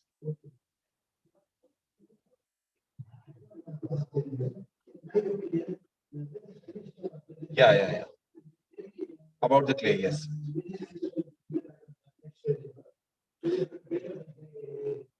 Yeah. But if there's anything about the hydration part, and that part I can take care of right now. Even that we can do later. But I'm very happy to hear that Nepal has no kaolinite, because whenever we hear that when we start at a new country, we find huge deposits. After that, Somin finds it. So now Somin will talk about it.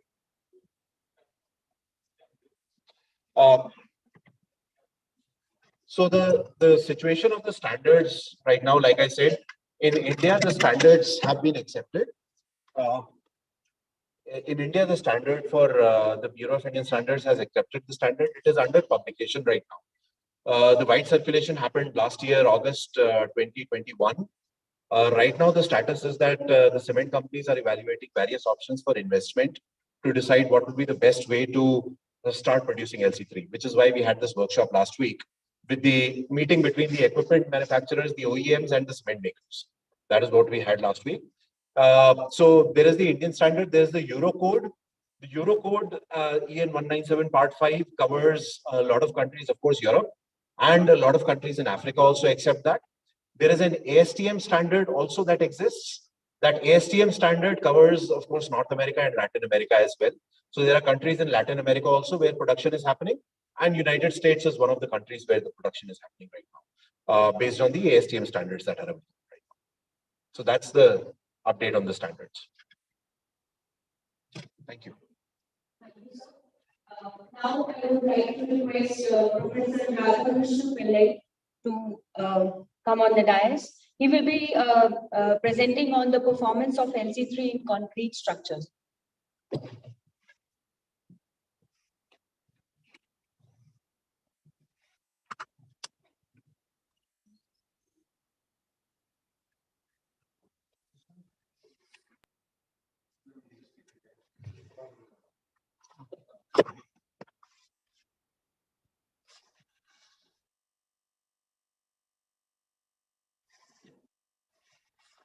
So good afternoon, everyone. As Shashank was talking about the cement LC3 development, the project which we were having for since 2012, so almost 10 years now, we are on this job. So I'm going to present what we have done in IIT Madras, which was mainly looking at the durability of the LC3 concretes. So mainly Professor Manu Santanam and Professor Ravindra Gattu, they were also part of the team.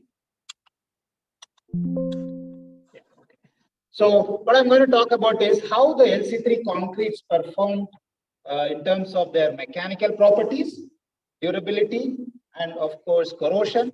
Actually, like earlier today, I was talking to somebody and then said that corrosion is not a problem in Nepal. Corrosion of reinforced concrete is not a big problem, but during the tea break, so I was talking to professors from Kathmandu University and Tribhuvan University, and then they said, no, it is a problem for reinforced concrete. So in morning, I was thinking how relevant my talk will be today. So now I think it is relevant.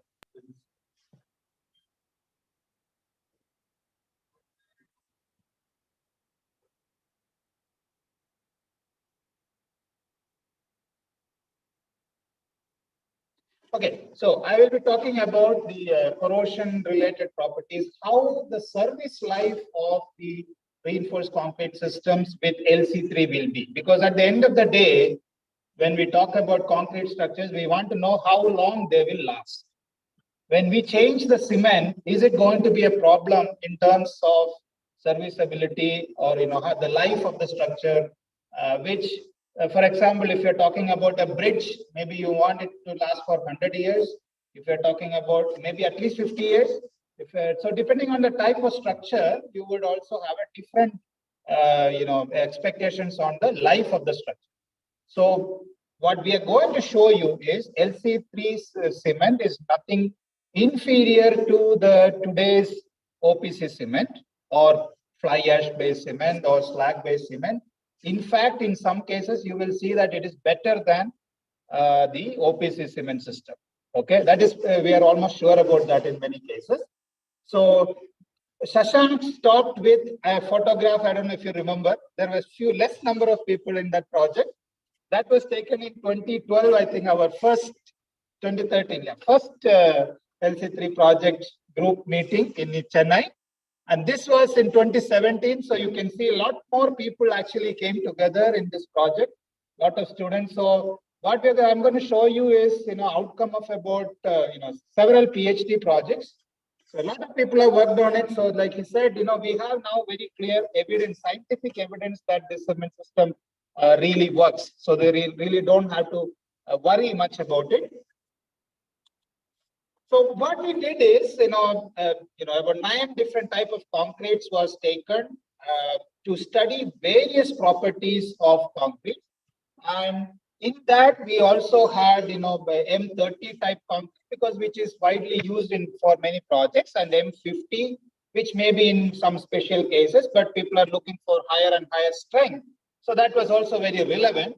And also another mix, which is kind of a replacement of cement, how that is going to behave. So in general, 9 concrete, the number is not important. I'm just trying to say that we studied different proportions of concrete, or with different types of concrete with various water cement ratio, strength, etc.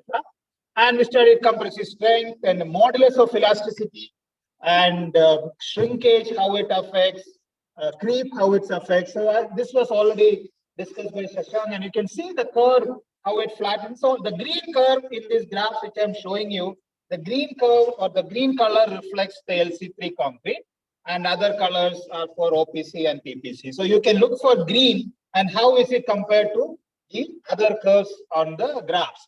So you can see here, you can get very good strength. The green curves are growing high up, and you can get very good strength with respect, for the OPC concrete. There is no need to worry about strength as a parameter.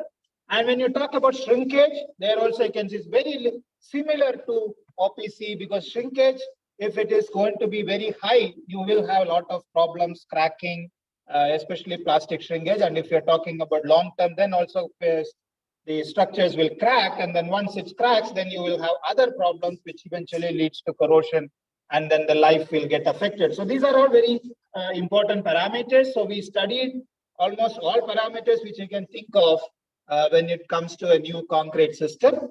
So we are seeing very good properties, and this also Professor Shashank already explained how the pore structure is. As you see on this graph, they look at the green line, green curve.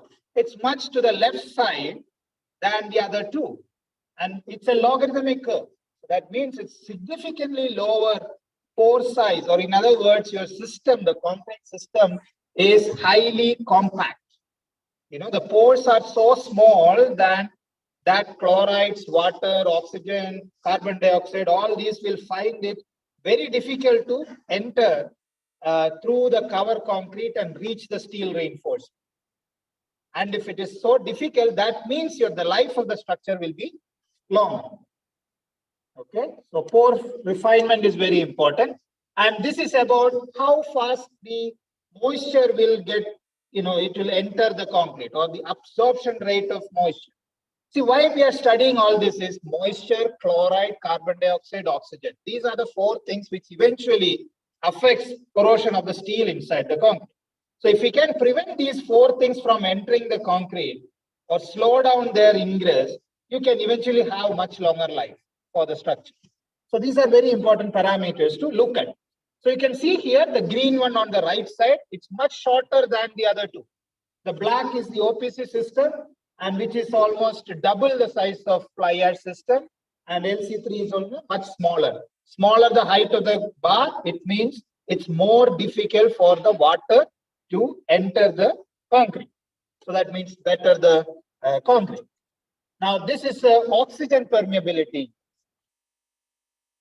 See, like I said, for corrosion to happen, you have to have oxygen inside the concrete. Okay, so without oxygen availability, corrosion will not occur. So how fast oxygen can enter, that's something which is very important to study when we talk about new concrete system. There also you're seeing that all the systems are in this category. So the LC3 here, LC3 here, LC3, all these are in the excellent category. So we don't have to really worry about the oxygen permeability. And then this is again resistivity of the concrete. See, if the electrical resistivity of the concrete is very high, that means it will resist, indirectly it means that it will resist the entry of chlorides or anything which can come into the system, it will try to resist that. On top, you also have an advantage when it comes to corrosion, because if the electrical resistivity of the concrete is very high, that means the steel will find it very difficult to corrode. Okay, even if it starts, the rate of corrosion will also be very, very small. And so this is very important. Now, where is LC3 in this graph, on the first 5 markers which you see here up to here, these are all the systems which we often use. This is OPC, and these 4 fly ash slag, combination of fly ash, silicon film, etc. And LC3 is 1 order of magnitude higher. Much higher resistance or electrical resistivity as compared to the other systems. So definitely this has a very high impact on improving the service life of the concrete structure. Yeah. Then again, people worry about chloride resistance. So one very simple test which people often do to test is rapid chloride permeability test. I don't know if anybody have used this kind of test, but RCPT is the typical word for it, rapid chloride permeability test. So whenever we talk about chloride resistance, this is the first test which comes into the mind, and this is widely used. And again, in this, you can see that the LC3 systems are having much higher resistance when it comes to rapid chloride permeability. So this I already showed.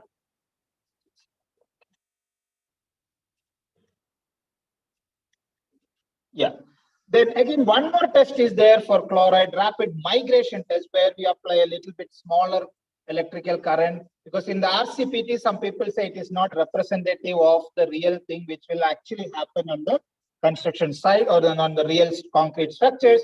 So we go for a more realistic estimate. Again, in that test also, we found that LC3 system is very, very resistive against the ingress of chlorides, which is expected. Then another problem which most concrete structures face is the sulfate resistance. If the concrete is in touch with water or soil, which both water and soil might have enough sulfates in it, that sulfate can enter the concrete and it will degrade. If you look at most of the electric posts, you will see that at the bottom you have some degradation, and that is because it's actually coming out of the ground.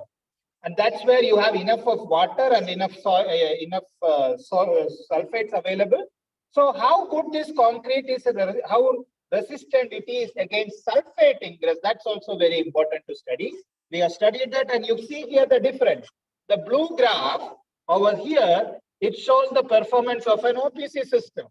It is actually much worse compared to a performance of fly ash and LC3 system. So OPC is not even comparable anywhere near this thing. So we are using OPC system. So definitely, if we use LC3 in terms of sulfate resistance, you will see a very, very very high improvement. And chloride ingress again, in the earlier time I told 2 types of tests where we actually apply current and then see how it is. And there you can do test a little bit faster, so people prefer it. But for confirming those performance, we also have something else, which is ponding test, where no electricity is applied, but you just take some concrete specimens and then put it inside the solution with chloride, and then let that chloride ingress or diffuse into the concrete for about 35 days. And then you see how different concretes are behaving. And when we looked at it, OPC, fly ash, and LC3 system, you look at the graph with bar chart on the right side. The black one is the OPC system. Very fast movement of chlorides into the very fast rate of ingress. Look at LC3, much, much smaller, the bar, right? So you can see that LC3 penetrates very, very slow as compared to, chloride penetrates much slower in LC3 system as compared to the rate in OPC or OPC system. Now, why do we worry about this chloride penetration? It's because when the chloride penetrates and it starts depositing on the steel surface or surface of the steel which is embedded inside the concrete, and when there is sufficient deposit of chlorides on the steel surface, the steel will start corroding. And we call that chloride as chloride threshold value. Now we looked at with different, how this chloride threshold is, and then how it actually affects the service life of the structure. So next I'm going to show you how the service life of that is. So look at this OPC curve, which is actually a cumulative distribution. So you can see that the graph, which is blue in color, is much to the left side than the graph which is green and red, which are LC3 and fly ash system. So LC3 and fly ash system, when it comes to chloride induced corrosion, you can say that it is almost very similar, but as compared to OPC, it is much, much better.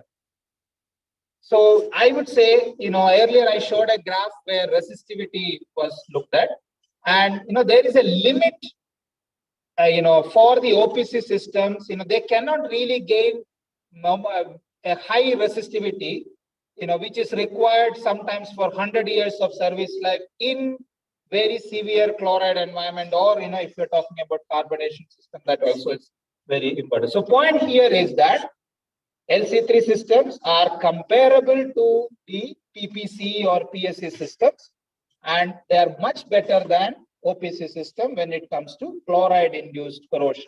Okay. Now this is a demonstration structure which it's in the right in Chennai. What you're seeing is the Bay of Bengal on the left side. So this structure is right in very severe chloride environment. Okay. And you can see this building, very small, one room, 10 by 10, 10 foot by 10 foot size building, which was done through this project. And then we did that in 2021, July. So almost 1.5 years now. No severe issues so far. Now we are going to continue monitoring this structure for whenever, until those people say get out of this place. But the structure will be there. I think where we have a solid plan on continue monitoring this performance of this building. And also on this, we are also having some specimens right next to the building, and we take occasionally take some specimens, do some testing on that, so that we can really understand how the concrete, LC3 concrete, is behaving or performing in this severe chloride environment.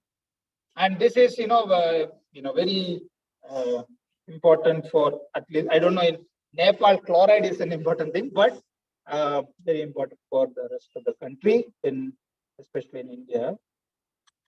Now, we see something which I was talking to professors here in the tea break. They said carbonation is very important in Nepal, right? Carbonation-induced corrosion is what they are really observing.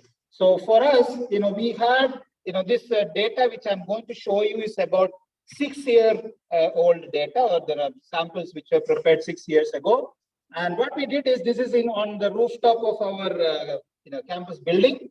We have exposed different types of concretes, and then we developed some models to see how these different type of concretes, including LC3 systems, how they will perform in the long run. Because there is a different school of thought. They say carbonation is a problem with LC3 systems, but most of those literature are based on the studies done in laboratories and in short term and accelerated studies. So definitely, long-term test data is much more believable than something which you get from an accelerated test in laboratory. So what you see here, something very interesting. See, OPC systems, yes, that carbonation depth is a little lower, but in fly ash also you can say it. But in the LC3 system, you see the graph is almost flat after some time.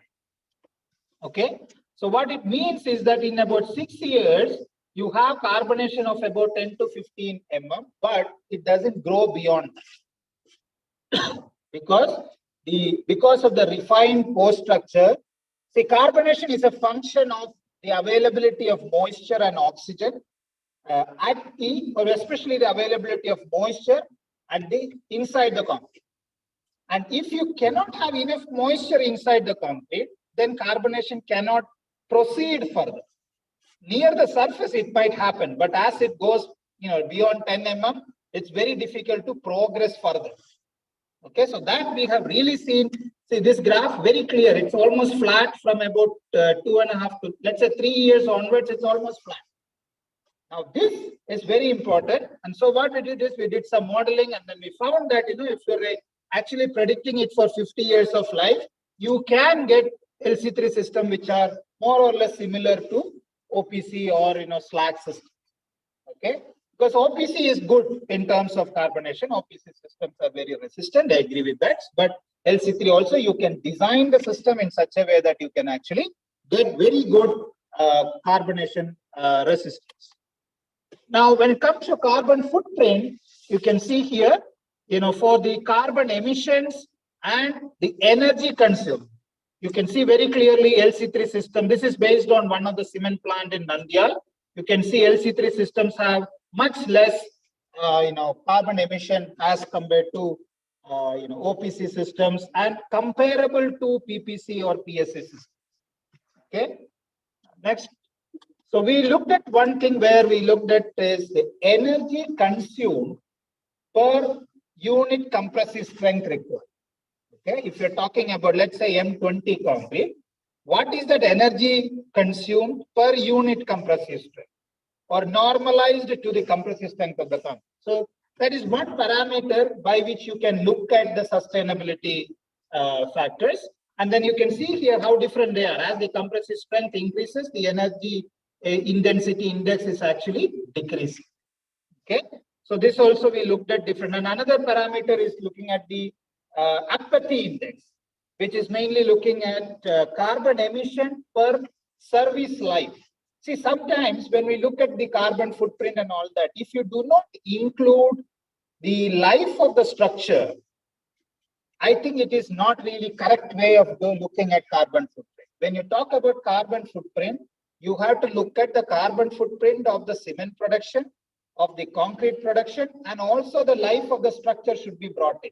For example, if you have two types of cement, let us say it gives you same carbon footprint until the time of construction. And if one lasts 100 years, one system lasts 100 years and another system is going to last only for 20 years. So after 20 years, you have to build again, right? So the carbon footprint has to be looked at by considering the life of the structure, which is considering the durability of the structure. So we did some studies on that, looking at also the production of cement in 4 different cement plants in India.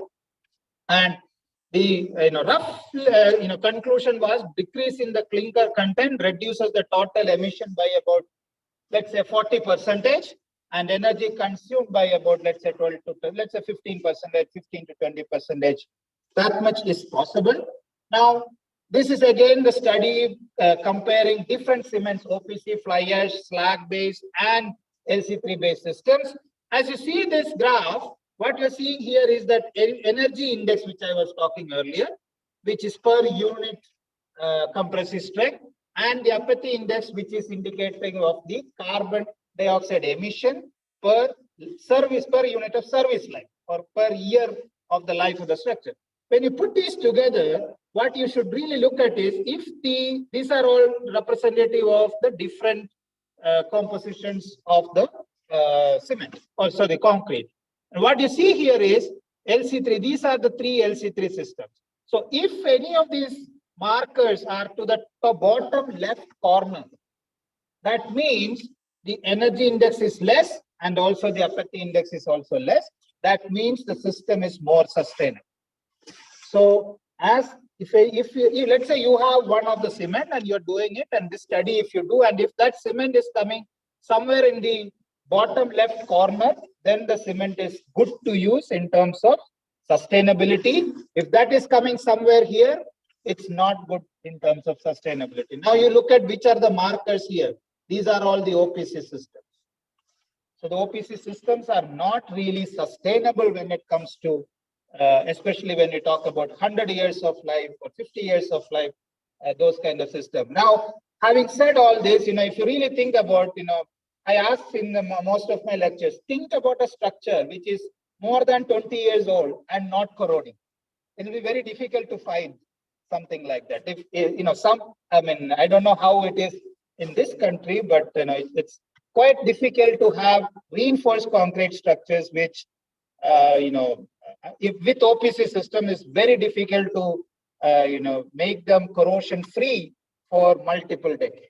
Yes, we maintain the structure by putting much more money into it, and then all sorts of repair activities, etc., and then eventually we maintain it for 100 years or whatever time we can.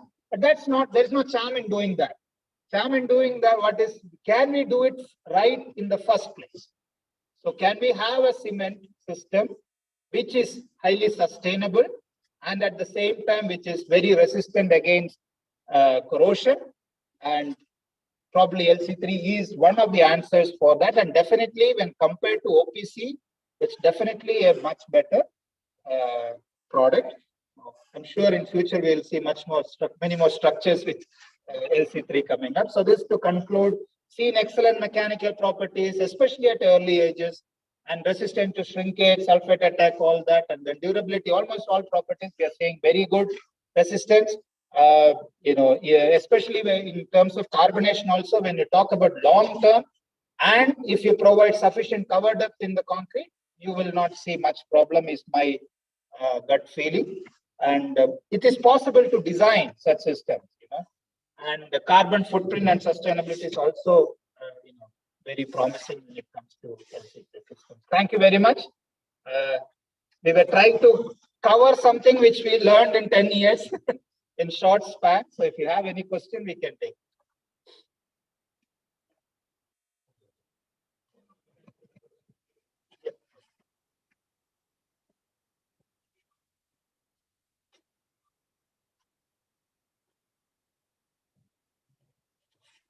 Thank you, Professor Pillai. Now I would like to request Dr. Somen Mehti from TARA. He will be presenting on the techno-economic feasibility of LC3. Over to you, sir.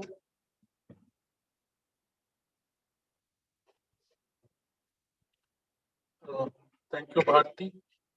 I'm not a professor, and I must admit that I've never seen so many graphs in my life. Totally.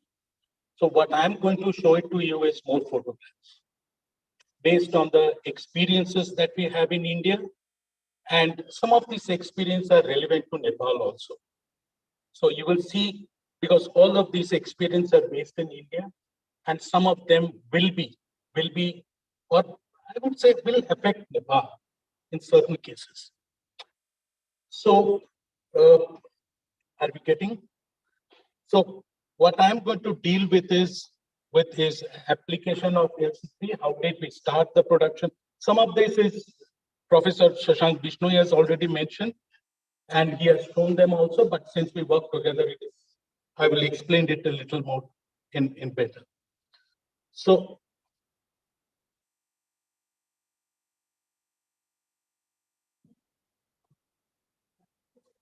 yeah.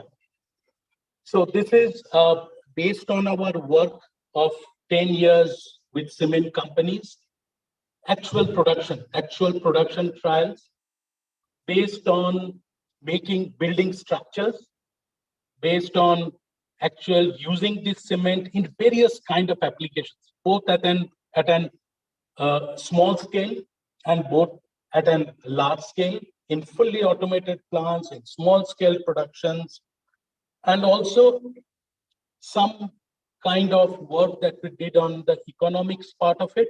So I will show it to you.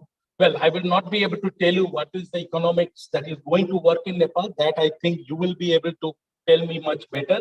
But this is some of the experiences that we have in India also.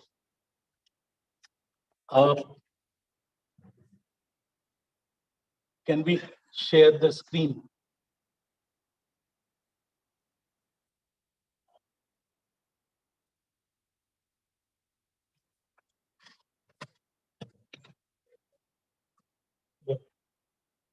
Duplicate that. So let me start. So if you see this, concrete is today, there are various type of materials available for construction, but concrete is the most used one. The reason why? Because number one, it is available abundantly, and it is also the cheapest material. You cannot do without concrete, and you cannot do without cement. A person in a year, the world average is around 8 meter cube of concrete in a year, which is of very, very high. So you cannot do without it.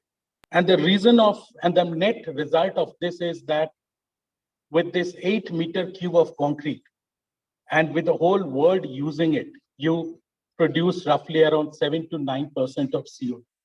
Why I'm saying this is because this is one of the major ideas which gave us the energy, or which gave us the opportunity to start. And Professor Karen Scribner also pointed out that if we can introduce LC3, then it is going to help us in reducing emissions by around 400 million tons. In India, we did a study that only if around 30% of LC3 is adopted or being used, then it can help in reducing around 7% of the total emissions that is being of the country. Now, can we get that? Yeah, leave it that. If you can't do it, then forget it.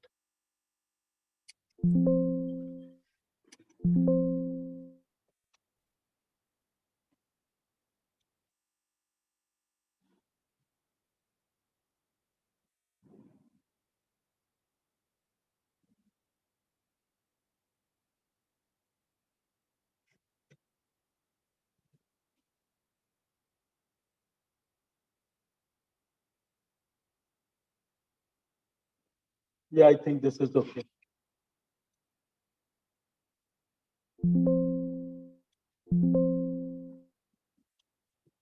So yes, this was the thing that I was showing to you. This is by far the most important, and this is 7 to 9%. Now, and if we can reduce 1% of the emissions associated with the cement and concrete, it is equivalent to reducing the whole amount of CO2 emission in steel production. So just to give you an idea of scale, let us see how does this cement CO2 is produced. In cement production, around 40% comes from the fuel because you use coal. So, and you heat it up to 101,450 degrees centigrade, and whatever the emission that comes out from burning of the fuel, that contributes to around 40%, and the rest 60% comes from burning of CaCO3, which is the limestone. So when you heat limestone, it gives you calcium oxide plus CO2, carbon dioxide directly. And that is the reason for why there is high emissions. Lot of work has been done on the fuel part, but it is not that you will not be able to save more than 2%. These are world studies that say cannot be more than that. So what we need to do is then look at that 60%, how we can reduce this. And one of the areas of reducing it is using of supplementary cementous materials, or doing away entirely with the carbon, with the limestone. If we can replace the limestone by something which doesn't contain CO2, then of course we are reducing it. So, and that is the reason why we started work on LC3. These are the cements Professor Bishnoi already explained. Well, clinker factor reduced to 50%, and you can use low-grade clays also. I'm coming to the clays, and the calcination temperature ranges between 750 to 850, we say that it's an average of 800. Now, based on the type of clay that you have, and based on the type of cements that you need, because we do quite a lot of work in Africa also, where you don't have a 42.5, they call it, or the 43 grade cement. 80% of the production is at 32.5. And if you need a 32.5 grade and with a high quality of clay, which has moderate, I will show you the results, with an kaolinite content of roughly 50 or 55%, then you can further reduce your clinker up to 40 or even up to 30. Cannot go beyond that, because then there are other issues that come up. And the clay, to calcine the clay, and we have done it in India also, to calcine the clay, you can use waste biomass, which means that you can save roughly around even 60% of CO2 emissions, which is substantial kind of an savings. We don't know it in Nepal. Well, what we were having several kind of meetings where people told that, yes, you have huge amount of biomass which is now burnt or it is waste. If we can use it for clay calcination, then it will be an excellent tool where we can not only reduce the use of coal, but you can also do it at a lower cost. Give you some ideas of the Indian cement industry. Well, second largest producer after China, we produce roughly around 7% of the global demand. Right now, produced last year around 381 million tons, but it is projected that by 2030, we will be producing roughly around 800 million tons. The demand of the cement comes from housing and infrastructure. These are the main two areas which uses cement. And we are building the smart cities, and smart cities means quite a lot of infrastructure, quite a lot of housing, multi-story building, which fuels this demand. But since we use quite a huge amount of fly ash or slag, so it is one of the greenest cement that people say, compared to other European countries and other African countries. But even if you say that it is one of India produces one of the greenest cement, this is the amount of emission that we do. Well, there is a dip there because this was during the COVID period. We didn't produce much of the cement. This year, this figure is going to go beyond 150 million tons. Just imagine, even with an greenest production of cement, we are producing 150 million tons of CO2, which is, so we need to do something for that. And one of the things is using fly ash or increasing, but there is an issue of fly ash, which I'm coming to. So what we did was, this was Government of India figures. The red part that you see, this is where fly ash has been used up to around 80%. So these are the states which don't have fly ash or will not have fly ash in the next 10 years for the cement industry. Either they are being used right now for the cement industry or they are being used for some other purposes. And with the emphasis of the Government of India in moving towards renewable energy, the demand, we are reducing the use of the building of normal thermal power plants. We already are at 30% renewable energy, and with the emphasis of government on doing what we want to completely phase out coal-fired plants. So if that is so, what we did was we plotted the cement plants on this map. And if you see this, most of the cement plants are in this red zones, which gives us even a greater issue or greater problem. Because on one hand, you don't have fly ash, on the other hand, you have quite a lot of integrated cement plants, even grinding units in these regions. So what do we do now? So that's one of the reasons why we have started working on LC3, and that's the reason why cement companies are partnering with us in working in LC3, because they see that that is one of the high promising areas of going into cement. So when we go to a cement company to show them, to work with them, 5 very, very key questions that are being asked to us. And probably these are some of the key questions that you might also ask to us. Number 1, well, since calcined clay is the major raw material used in LC3, obviously the question is, do we have? You have been asking this. Where is the clay? Second is, do we have enough clays? And if we have enough clays, what is the deposit? How much? Because to set up and plant or to use calcined clay, normally a cement plant needs roughly around, you have to have around 20 years or 25 years of clay reserves. Without it, it will not be feasible. Next is, what is the quality of clay? Whether I will be using it in my cement production, and if I use it to produce LC3, what will be my strength and the durability properties that Professor Pillai also said about. Third, whether it is comparable to normal cements, because if it is inferior in quality, then nobody is going to accept.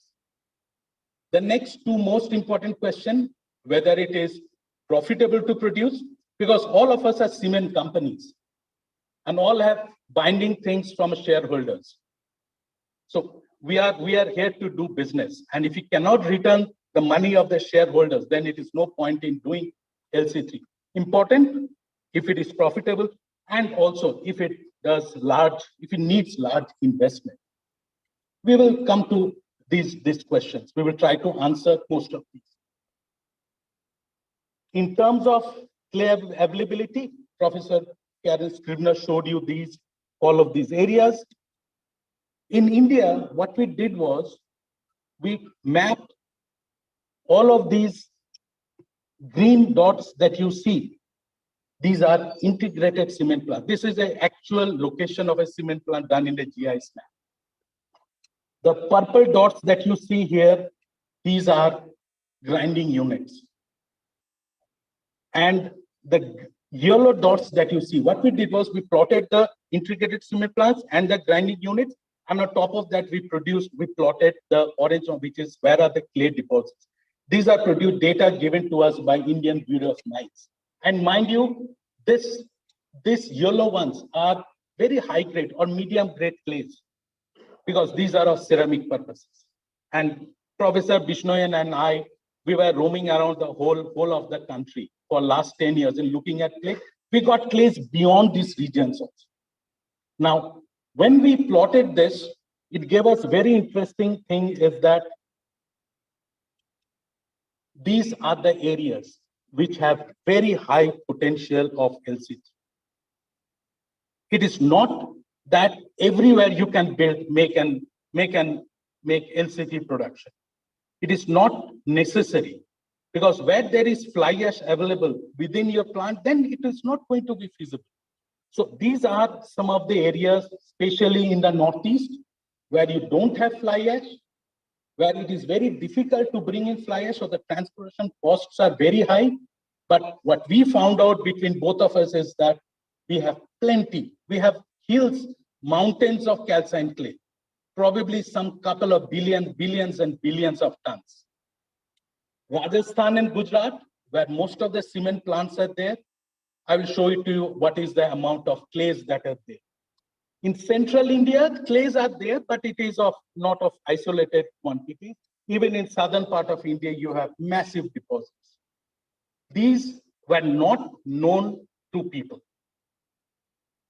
And that is why we say to a question when somebody tells us that we don't have clay, we said that please give us a chance to look at it.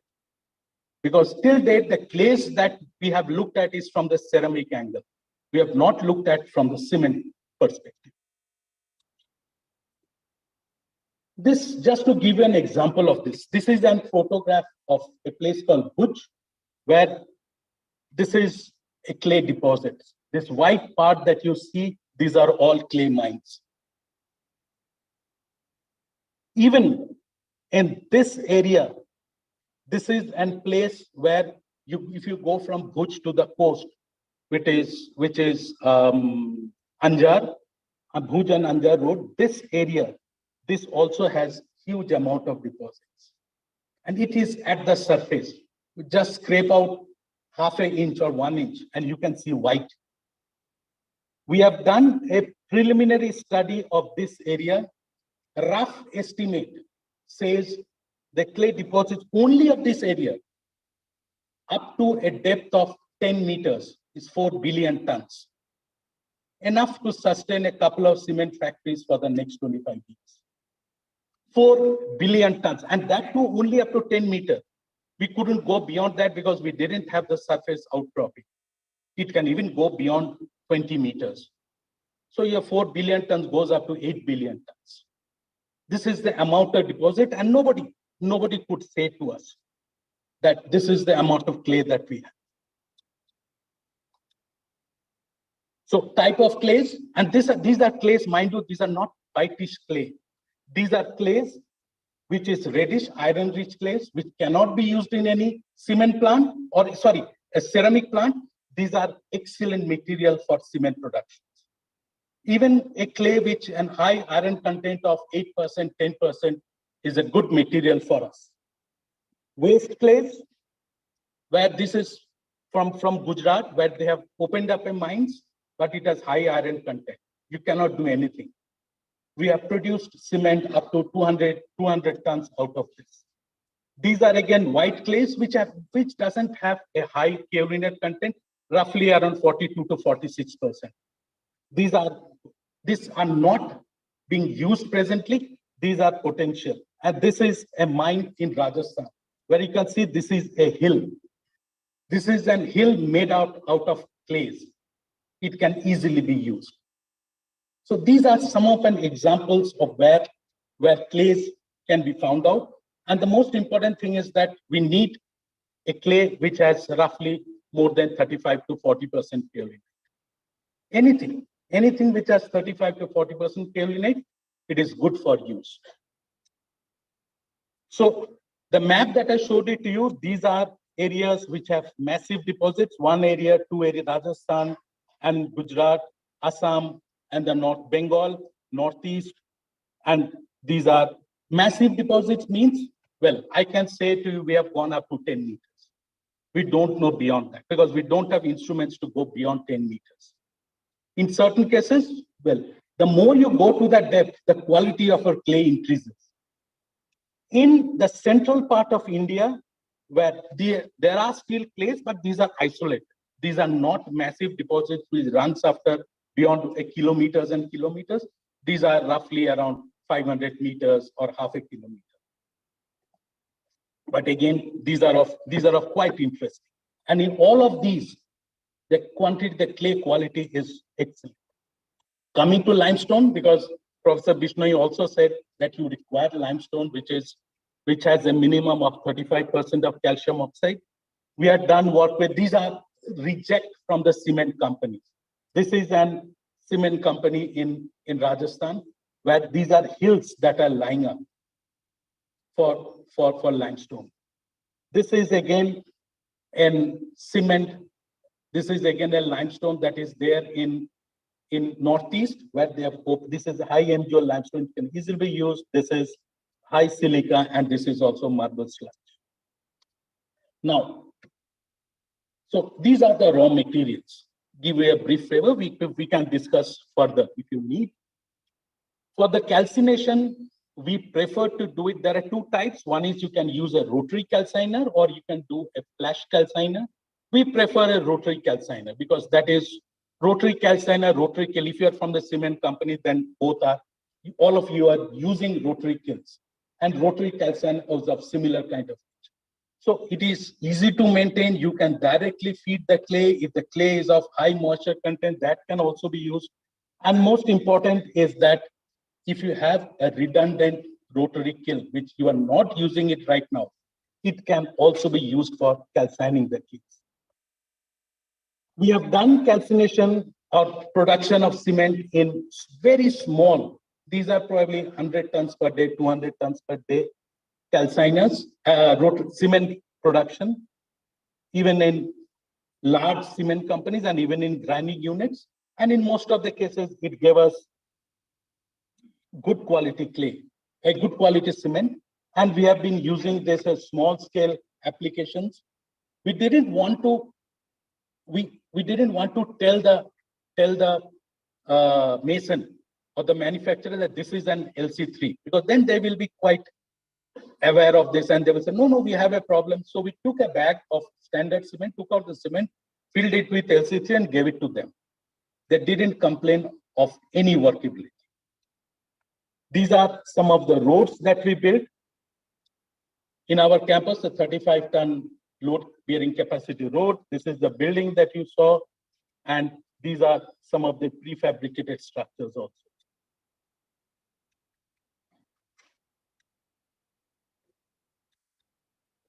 These are, again, a structure built in Leh, Ladakh, where 8 months you have snow, it is under snow, and the rest of the time it is exposed. It is made in association with the army, and it is performing quite well. This, we were asked, very, very special application where LC3 was used in hollow core slabs, and there are certain other very strict kind of an quality parameters that they use. It must have a zero slump. You cannot use any admixtures. Within 24 hours, the strength should be 20 MPa, and after 20 days, it should be more than 50. So with the help of IIT Madras, they did the mix design, produced it in a factory, large automated factory in Noida, near Noida in Delhi, and then we have used it in. These are 10-meter prefabricated slabs, pre-stressed slabs. This is the house built in 2014 in a place called Jhansi. This is subject to extreme temperatures. In the winter, it goes up to 1 degree or even sometimes sub-zero, 0 degrees. And in the summer, it goes up to 50 degrees. 48, 49 is a normal temperature. So it's still standing. We built the house in Swiss Embassy. This Radhakrishna already explained. And this is along with IIT Madras have been using LC3 in tetrapods. This is a nuclear power plant being built at near Kanyakumari in a place called Kudamkulam. So they have to reinforce the shoreline with these tetrapods, and this LC3 gave the best results.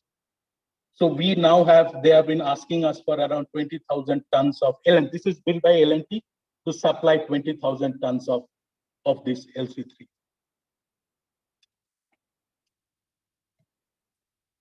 This is not moving. This is, of course, the Symbiosis University where Professor Bishnoi is working, University of using LC3 because they want to make a sustainable building. And we are also in dialogue with the Noida Airports Authority in Delhi, in Noida, so that LC3 can be used there. The rough estimate is, in Symbiosis, what is the quantity that they require? 50 million tons, and in 50,000 tons, and in the Noida Airports Authority, they also need roughly around 50,000 tons.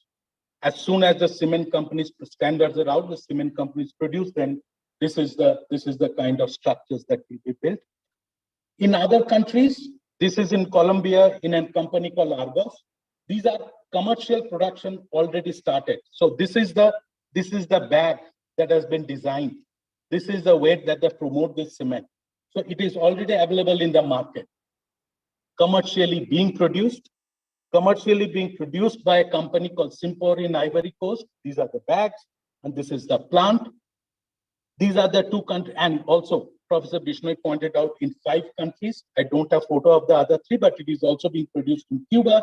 There's Ghana. Ghana will start production also in the coming couple of months. They are building one of the largest calcination facilities.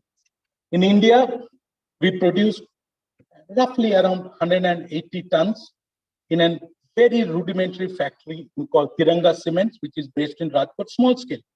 But it is an integrated cement plant. They build their own clinker production, clinkers also. This is J.K. Lakshmi Jhajjar, where we have produced it, again, pilot production, small scale, roughly around 300 tons. This is a grinding unit where the waste limestone was bought from a plant called Sirohi, even the clinkers also. This is, again, in Ultratech Cement, one of the largest cement plants. This is also in Gujarat, near the border. So this is the color of the cement that you can see.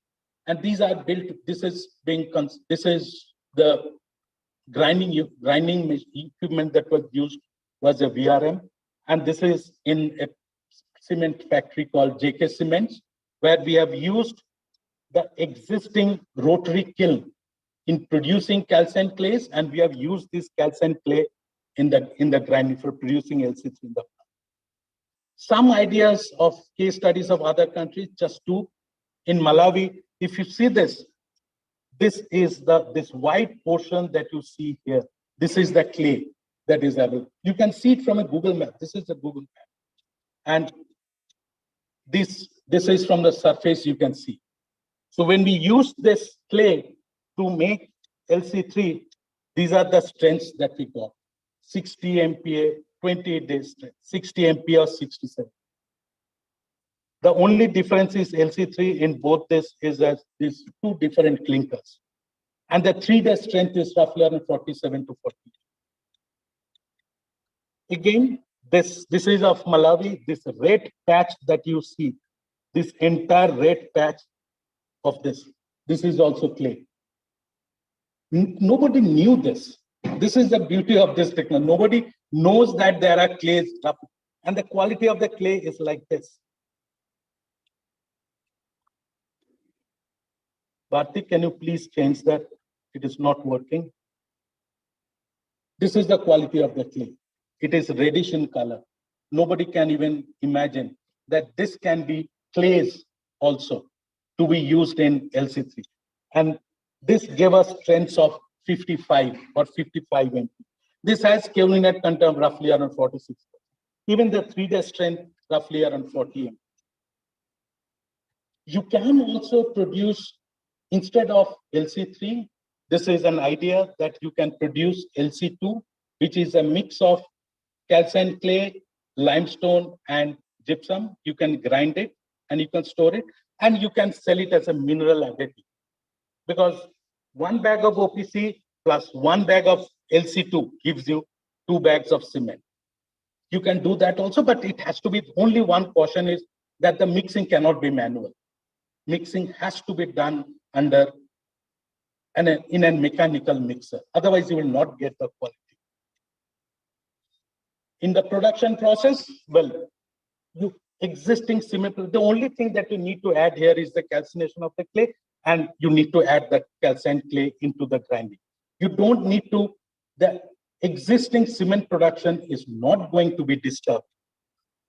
Financials, well, you can go look at this report for giving more idea. But one thing I must tell you here, if your clay is being brought from a distance of 200 kilometers beyond, then our study says that it is not economically feasible. But it also depends upon your clinker cost. In Africa, even if you are bringing in from 350 or 400 kilometers, it is feasible because your cost of clinker is $80 to $120 per ton. Very high. Some financials on the operating capital expenses. This is, we have not done it for Nepal, but Nepal, you will have to do it. This is what we have carried out compared to OPC. You can save roughly around $13 per ton of cement produced, only from the saving in the industry. This is practical example of Eiffel Schmidt. You can go to this report and then see this. We are working in India with these cement companies. Of course, all the large cement companies that is in India, we are working with them. We will start working with smaller cement companies, but in the next year. These are our major areas of interest because there are clays there, Rajasthan, Gujarat, and in the southern part, and of course in the northeast. And this is in the world that we are working in these countries. So last slide. So what I want to say as an example is that it is practically feasible. It is practically feasible to use LC3. You don't need to build a new plant. Within your existing cement plant, you can easily integrate LC3.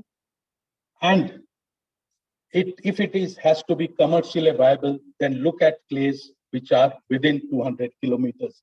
It cannot be outside 200. Thank you.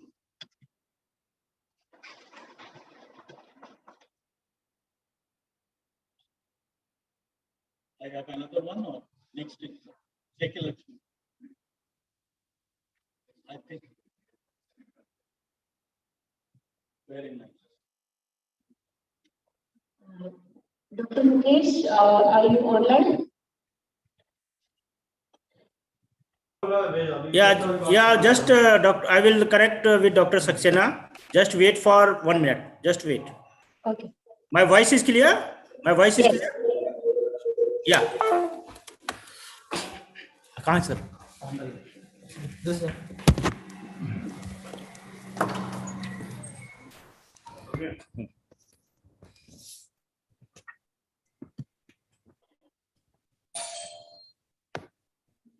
इसमें है काय पे वो PPT नहीं वो चलाएंगे PPT बातें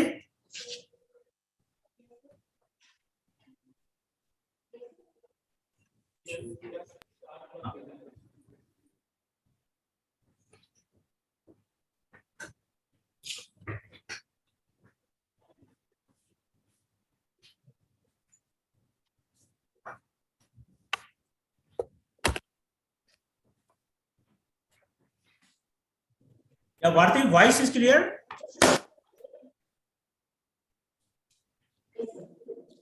Bharti, am I audible? Yes, sir, we can hear you. But it is resonating, voice is resonating. Yeah, we will fix it now. It is okay.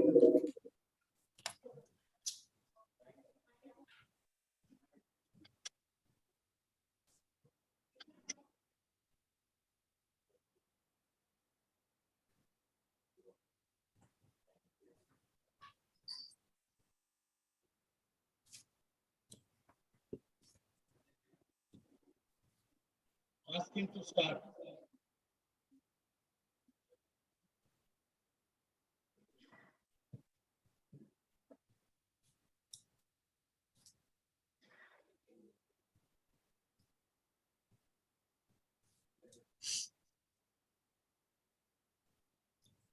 Good evening, ladies and gentlemen. Am I audible?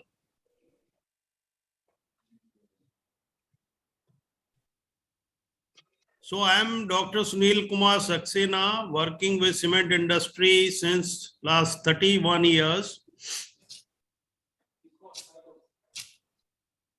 And representing JK Lakshmi Cement Limited, which is one of the leading cement manufacturing company in India and belongs to a very old group JK organization. The slide change, please.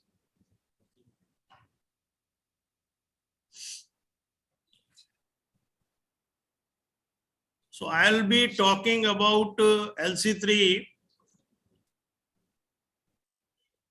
Since world over and in particular cement industry, all are talking about the net zero and the carbon footprint, GHG emission, etc. And since cement is an important binding material in construction industry and consumes a lot of energy, the two types of energy are deployed. One is electrical energy, another one is the thermal energy. And the basic raw material is limestone, and it emits large quantity of CO2 responsible for the GHG. Overall a period, number of initiatives has been taken in this area, and this LC3 of course will be a new generation cement after the conventional cement. Yes, please. So let me tell you about the LC3. Normally in OPC, we are using two types of raw material. One is clinker, one is gypsum. And in the blended cement, series of blended cements available in India, and one of them is PPC, Portland Pozzolana cement, where we are using clinker, gypsum, and fly ash. In LC3, there will be an addition of calcined clay, then the limestone, and the limestone along with the clinker and gypsum, which will be making the LC3. Next slide, please. And LC3 stands for limestone calcite clay cement, and it is a combination which I already spoke. And since the clinker factor will be reducing and CO2 emission comparatively will be 40% less as in case of OPC. So in LC3, we are looking for a low clinker factor And of course, the lower calcination temperature of the clays, what we desired, the calcination of the raw clay, it happens at 700 to 1800 degrees centigrade, almost half temperature required for clinker production. When we are producing clinker, we require to maintain temperature of 1400 or 1500 to get the required amount of the 4 type of component in the clinker. Here it is the reverse case, where you are getting the calcination at 700 to 800 degrees centigrade. Next, please. For LC3 cement, it becomes very, very essential for selection and quality of the raw material, like the what type of clay is required. And calcination of China clay will require calcination parameters, then the quality control, characterization and analysis, like whether it has properly been calcined to the desired attribute of the quality. Then comes the grinding operation along with the clinker and the limestone, where the grinding parameters you need to maintain. Then the desired quality attribute you have to maintain. And then evaluation of the product which has been produced after this grinding, that is called LC3. Next, please. This is one of the photograph deposit of raw China clay mines. Next. So this is the series of operation. Normally, as per practice, the raw China clay we are excavating from the mines, either by normally by the mechanical excavation. Then it has to be sun dried, because some of the moisture is there at the mine site, to remove the moisture. Then it has to be transported to the clinkerization site or the calcination site. And then it has to be fed to the rotary kiln, and then calcination it taking place. And then we get a reactive calcined clay from the exit end of the kiln. It will be a simple type of kiln which has been shown in this picture. If we compare this clinkerization process with the clinker process, it is a huge difference, because in clinker manufacturing process, the material has to lift up to the 90 meters from where it is transporting through some of the cyclonic activities and through the pre-calciner, and it takes a lot of energy. Number of temperature transformation is taking place and ultimately getting heated, and when entering into the kiln, it attains the 1000 degree temperature, and when it is exiting from the clinker to the clinker cooler, the temperature is around 14 to 1500 degrees centigrade. But in this case, only from the inlet end, we have to put the raw China clay into the kiln, and simultaneously firing is taking place, and the calcination is happening at a lower temperature, 700 to 800 degrees centigrade. And at exit, when it gets completely calcined, it comes out from the exit of the, and no need of the immediate cooling, etc., which is happening in the clinkerization process. Next, please. So this is some of the picture of the kiln and the calcination process, etc., and the calcined clay which has come out from the kiln. The picture is also there. Next, please. And this is what we done this exercise at our Bhuj site, western part of the India, and at site of the China clay deposits, where there was a kiln, we did the calcination at that place in the Bhuj and get the required quality clay after calcination. As far as JK Lakshmi cement is concerned, this was happened first time in India, rather in the world, when we have produced commercially. LC3 production was taking place at our one of the grinding unit in Jhajjar, the northern part of the country, where we could produce 204 metric tons of LC3 and 150 tons of LC2 also. This is the quantity produced, and this was the composition where we have reduced the clinker factor up to 50%, 30% the clay was there, which we have transported from Bhuj to northern part of the country where our grinding unit is situated.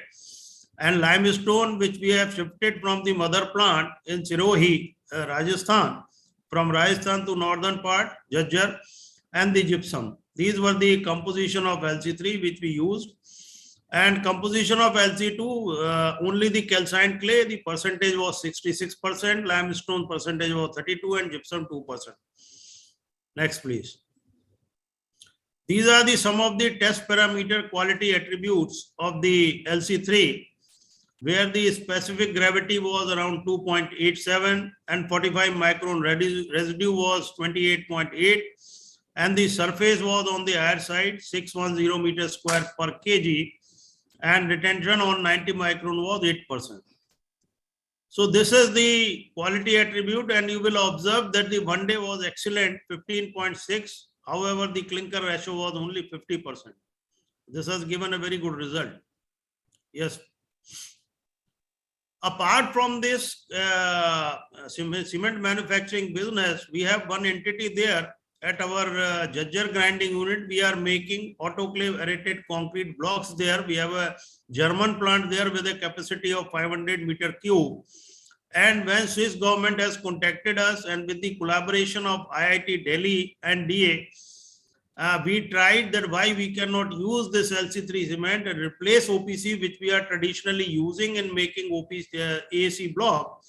We replaced it, and we find a very good result, and we make some of the production of the AAC block by using LC3 cement, and it has given a very fantastic, wonderful result. And this entire lot of production which was asked, requested by the Swiss embassy, that has been used there in their building, administrative building, where 100% AC block has been used, manufactured by Lakshmi Cement Limited, using LC3 replacing 100% OPC. These are the some of the specification of the material which we have used for the concrete mix design. And these are the M50 concrete grade cement, where has been used 547 sand, coarse aggregate, etc. This is the composition which we have used for the LC3 concrete, using basically the, you can observe when we were laying the concrete, it has given such a good flowability and such a good result which was imaginable. And this is the microscopic structure of this concrete also. So these are some of the media news which has been published after this, using this eco-friendly cement LC3 in the collaboration with IIT and DA. So this was all about our experience with the LC3 production at our entity of split grinding unit, Jhajjar, which is situated in the northern part of the country. And it was amazing experience, and the work done by DA and IIT, it is remarkable, phenomenal, and which has given, and ultimately in India, now the draft is almost to be published, and you will observe that in India, there will be a commercial production of LC3 will start soon. And that is the requirement of the day, as we are going towards the, considering the norms of the COP26, 27, what we are talking, and by 2070, India has to become carbon neutral. So thank you very much for giving the opportunity to present our case study. Thank you. Thank you, sir.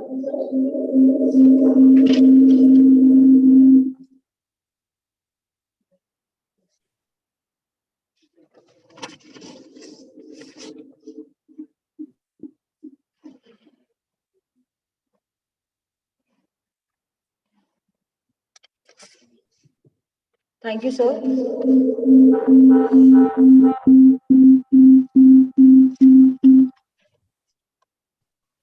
Hello. Okay. Thank you, Dr. S.K. Saxena. I hope that he's not able to listen to us. But yeah, if we have any questions from him, you can let us know. We will ask him and then he can answer in the discussion round. After that, we are moving forward with the agenda. Dr. Somen Mehti will be presenting about the resource availability of LC3 in Nepal. And after that, we have a real-time study done by Dr. Vishnu in Nepal about the clays. So over to you, Dr. Mehti. Well, I will take you not much time. I think skip some of the slides, 3 or 4. Just to show it to you, the questions that we had a couple of minutes ago on what is the type of clay that we require, and also some studies done. We have done some kind of literature survey, secondary literature survey on where clays are there. Because we didn't go to the field and looked at the clay, but these are some of the clays and the quality of the clays that we have in Nepal. I'm sure that we will be having a lot more clays, but just to give you an idea on where they are.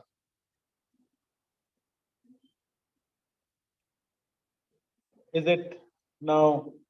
I need those slides.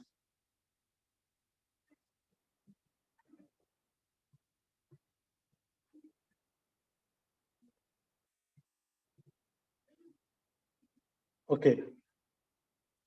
So I will not go through it, the resources that is there. Now, clay, a lot of people look at clay as soil. Clay, there is no fixed definition of clay. Everything is clay, all soils are clay, people tend to look at clays, but clays are generally common all over the world. This is the way that clays are formed. Occurrences of clays we have explained. Now, what is the type of clay that we need? If you see these are the various types of clay groups.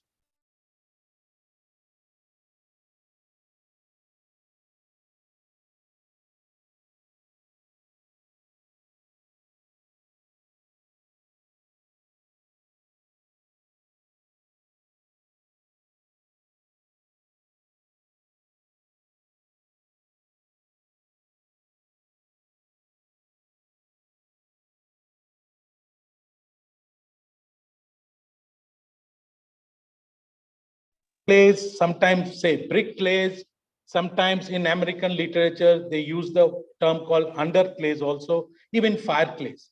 Everybody tells it in a separate name. We have tested fire clays, ball clays, brick clays also. They contain kaolinite. So if you go to the field and somebody says that, yes, I have fire clays, this is also, it is not to be thrown out. It can be used. What type of clay is required? Well, it has to be the percentage of Al2O3 should be not less than 15.8, which is 16%. The alumina is to silica ratio, it should be around 0.2, and the percentage of oxide, hydroxide, OH ions should be around 5.6. Suitable clays, the Al2O3, what we say, this 15.8 is a theoretical composition because some of the alumina will also be mixed with other materials. So what we say is when you do an XRF study, mineral study, anything which is greater than 18% is worth looking at. So in your composition analysis, you have 18% Al2O3. Forget about other minerals. If you have 18% of Al2O3, it is worth going into the next round. If it is less than 18%, please reject it. The calcium oxide, it should be less than 3% because otherwise it is not going to work. The sulfur SO3 should be less than 2. That's what the cement industry requires. And the iron content, there is no rules for the iron content. It can be anything. But sometimes if it is greater than 10%, then it is much better to use it from some other applications. But roughly around 10% of Fe2O3, which is, I showed it to you in earlier slide, which is absolutely reddish in color. That is a very good raw material for LC3. In certain cases, LC3 iron content also helps in giving us early high strengths. If iron is there, it is also beneficial. Now, we don't know why, we are working on that, but that's what we have received. Now, if you have your clay, there are some certain test methodology by which you determine whether your clay is suitable for using in LC3. So the first thing is XRF analysis. If it contains more than L2, 18% L23, well, it is suitable to go into the next round, which is you do an XRD and find it out that this 18% L23 is in which form it is. It has to be in the kaolinite form. Or if it is in any other form, then it is not suitable. Then you have to throw it out. The next is that you use a thermal analyzer to quantify the amount of kaolinite it is there. It is possible with a weight loss between 400 degrees centigrade to 700. By the weight loss, you can determine what is the kaolinite. So all of these three tests is going to give you an idea that how much of clay is there, what is the quality of the clay, and how much of kaolinite is there. All these three things goes together, and this is in sequence. This is the way that you determine. So once you are sure that yes, your clay is up to the right quality, then you go into the next level. Next level is you have to understand what is the reactivity of the clay. Because even if you have a high kaolinite clay, in certain cases,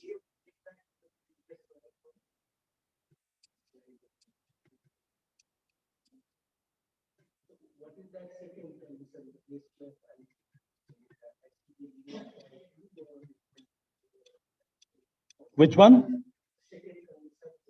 Yes, this is the green one is a theoretical ideal condition.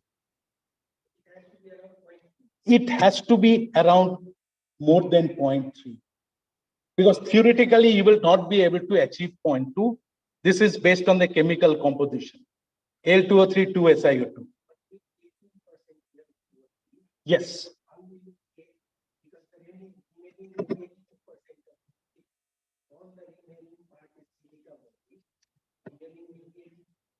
Yes. Then it is not suitable. I told you. All the remaining.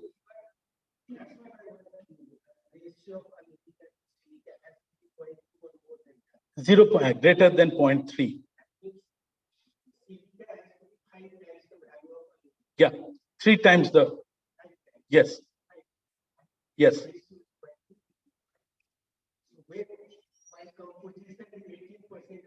Mm-hmm.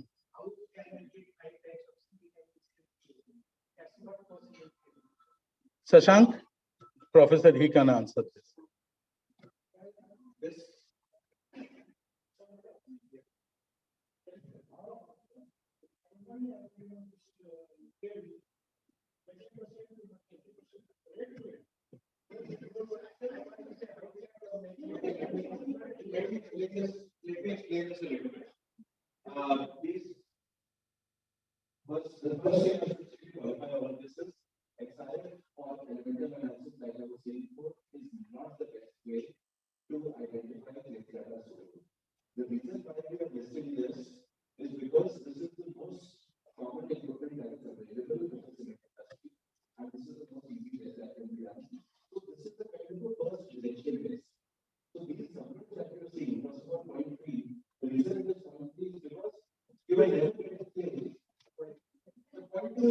Theoretical.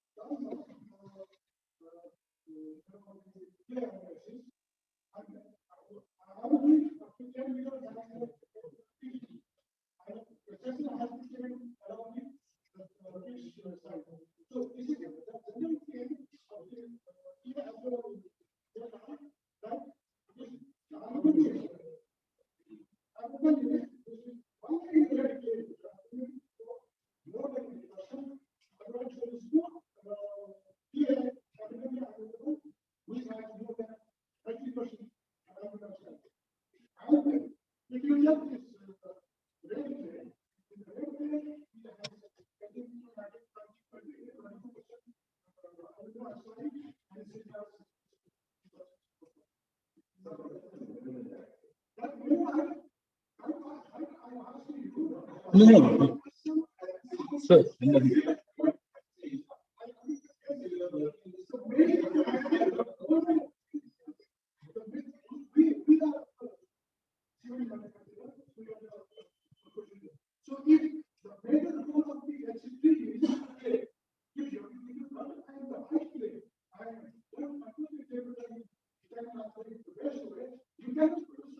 exactly.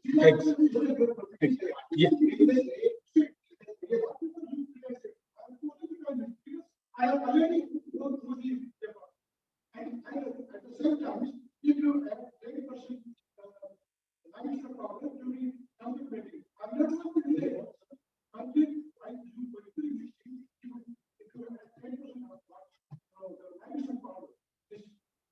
LC3.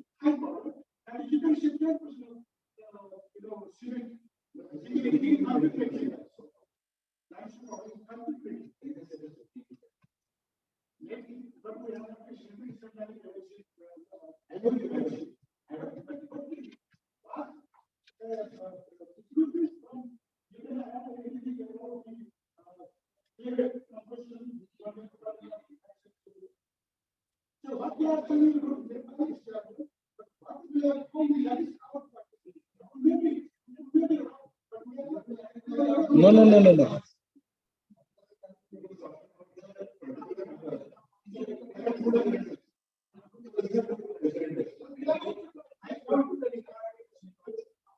So, yeah.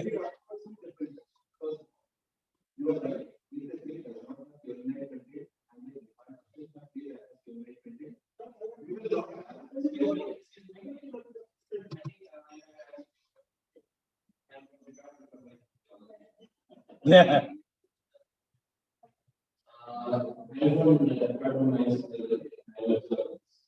Actually, we have and the composition is actually mineral composition. We have the carbon, quartz, and mineral. So it is mainly formed in the weather drainage. Yes. I think we have a lot of possibilities because now we have a lot of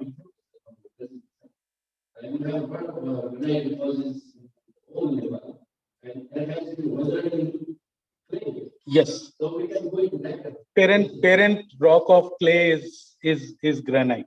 Let me finish it and then we will.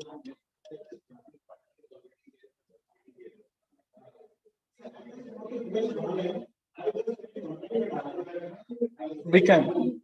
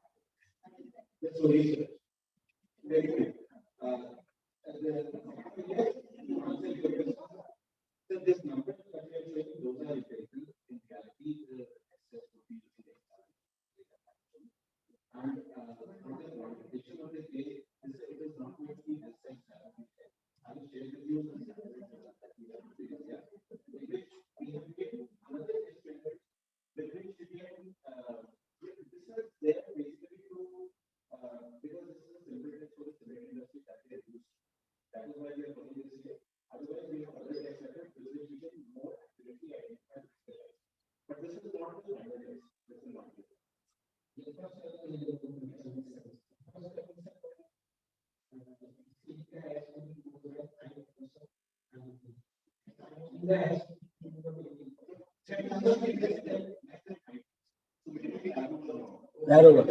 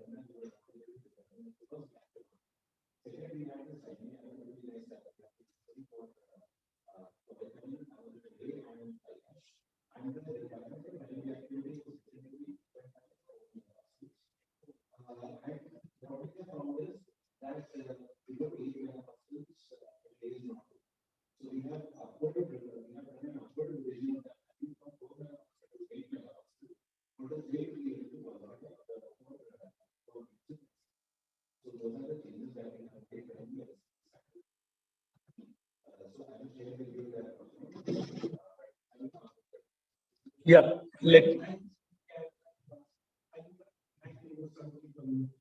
can we do this? Can we do this discussion later? Let me finish this because and there is one more presentation. That is one more presentation that is left. We will be there. We will be there. So in the calcination, we calcine the clay at around 800 degrees centigrade and we repeat all the tests. XRD, we do it to know that whether there is any residual kaolinite or there are any kaolinite peaks, or if it is over calcined to see if there are any mullite peaks. We also do it at TGA to see if it is less than 2% is a weight loss. If more than 2%, that means kaolinite is there. And also we do a reactivity analysis by isothermal calorimetry. All of these tests confirm that yes, it is suitable for LC3. What Professor Bishnoi also had confirmed that yes, we also do an lime reactivity tests. If it is 8 MPa, then we decide on this. Different types of clay. This is the geology and what from the mines we learned, it is absolutely true. Where these are the red areas where these are the red areas where there is a granite, parent rock is granite, and if you have granite, then these are some of the areas that you will possibility of kaolinite is there. These are the potential locations till the data that we have till date. We have looked, there might be some more data we have not yet got. If we can work with the Department of Geology, then we will get more data. But these are some of the data that are reported, where these are some of the good clay occurrences. These are the areas. There will be clays. There will be clays more than that, but we don't have that data. And some of the results are here. These are the kaolinite peaks, and these are the literatures from where we got this. And in all of these, what we have seen that the Al2O3 percentage roughly it's between 23 to 24. There are, so it is, so these are, but well, they didn't do an analysis of kaolinite, but Al2O3 is roughly around 23 to 20. So these are some of the sources of information, but well, I would say that these are some of the next steps that we need to do. And if the government we will have to work with all of you, is probably a GIS map based on which are the locations of the cement companies and the clay deposits. Whether it is feasible in and around a cement company if there are clays, and then based on the secondary litter and whatever information that you have, a comprehensive idea on there must be more areas of clays. Data are there with the geological department.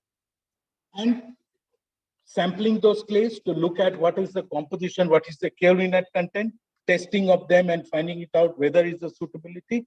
And of course, most important, which we have got an idea from the cement companies, is that what are the preliminary and estimate of what is the amount of reserve, because if the reserve is small, then no cement companies will be willing to look at this.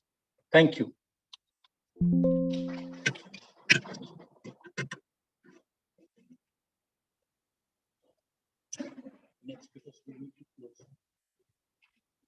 Thank you, Dr. Mehti. I know that we have a lot of questions and discussion coming up. We just left with one presentation by Dr. Vishnu Prasad. I hope this will also add up to some more questions. So I invite Dr. Vishnu to kindly be on the stage.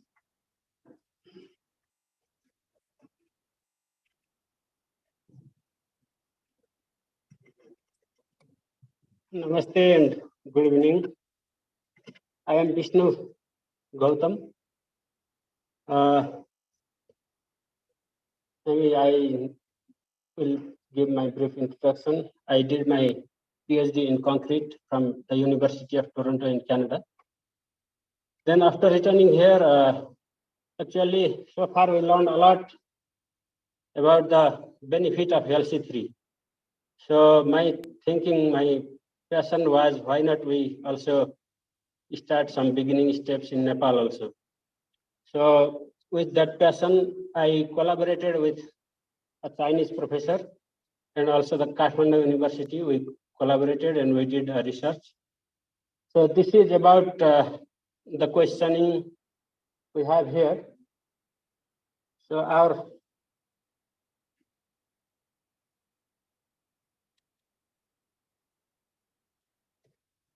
this is a collaboration between Wuhan University of Technology, Kathmandu University of Nepal, and Sarthak Concrete Trali. That is the company where I belong to.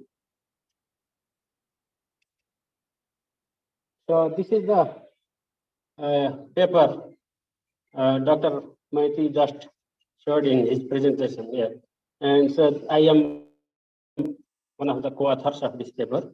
So because we learned a lot from literature review, and India is doing quite well in LC3. So we thought, okay, does Nepal have some potential sites for this clay?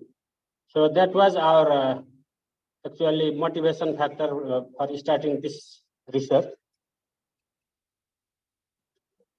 And geologically, they just talked that its parent thing is granite rock, and it should be somewhere not in the central Nepal where I have those dots here, but maybe somewhere else. But one thing which was this location is because in Nepal now there are about, I think Dhruva sir, please correct me if I am wrong, but Nepal has 62 or so cement factories now. And out of them, 75% of factories are located in Lumbini province, Lumbini area. 42? No? Okay. So anyway, there are many cement plants located in this region, like Hongxi Cement and the Argahachi Cement. These quite sizable plants there. So one of the reasons was to choose those locations nearby there. So this is just an indicative study in terms of sample collection. This is not an exhaustive study.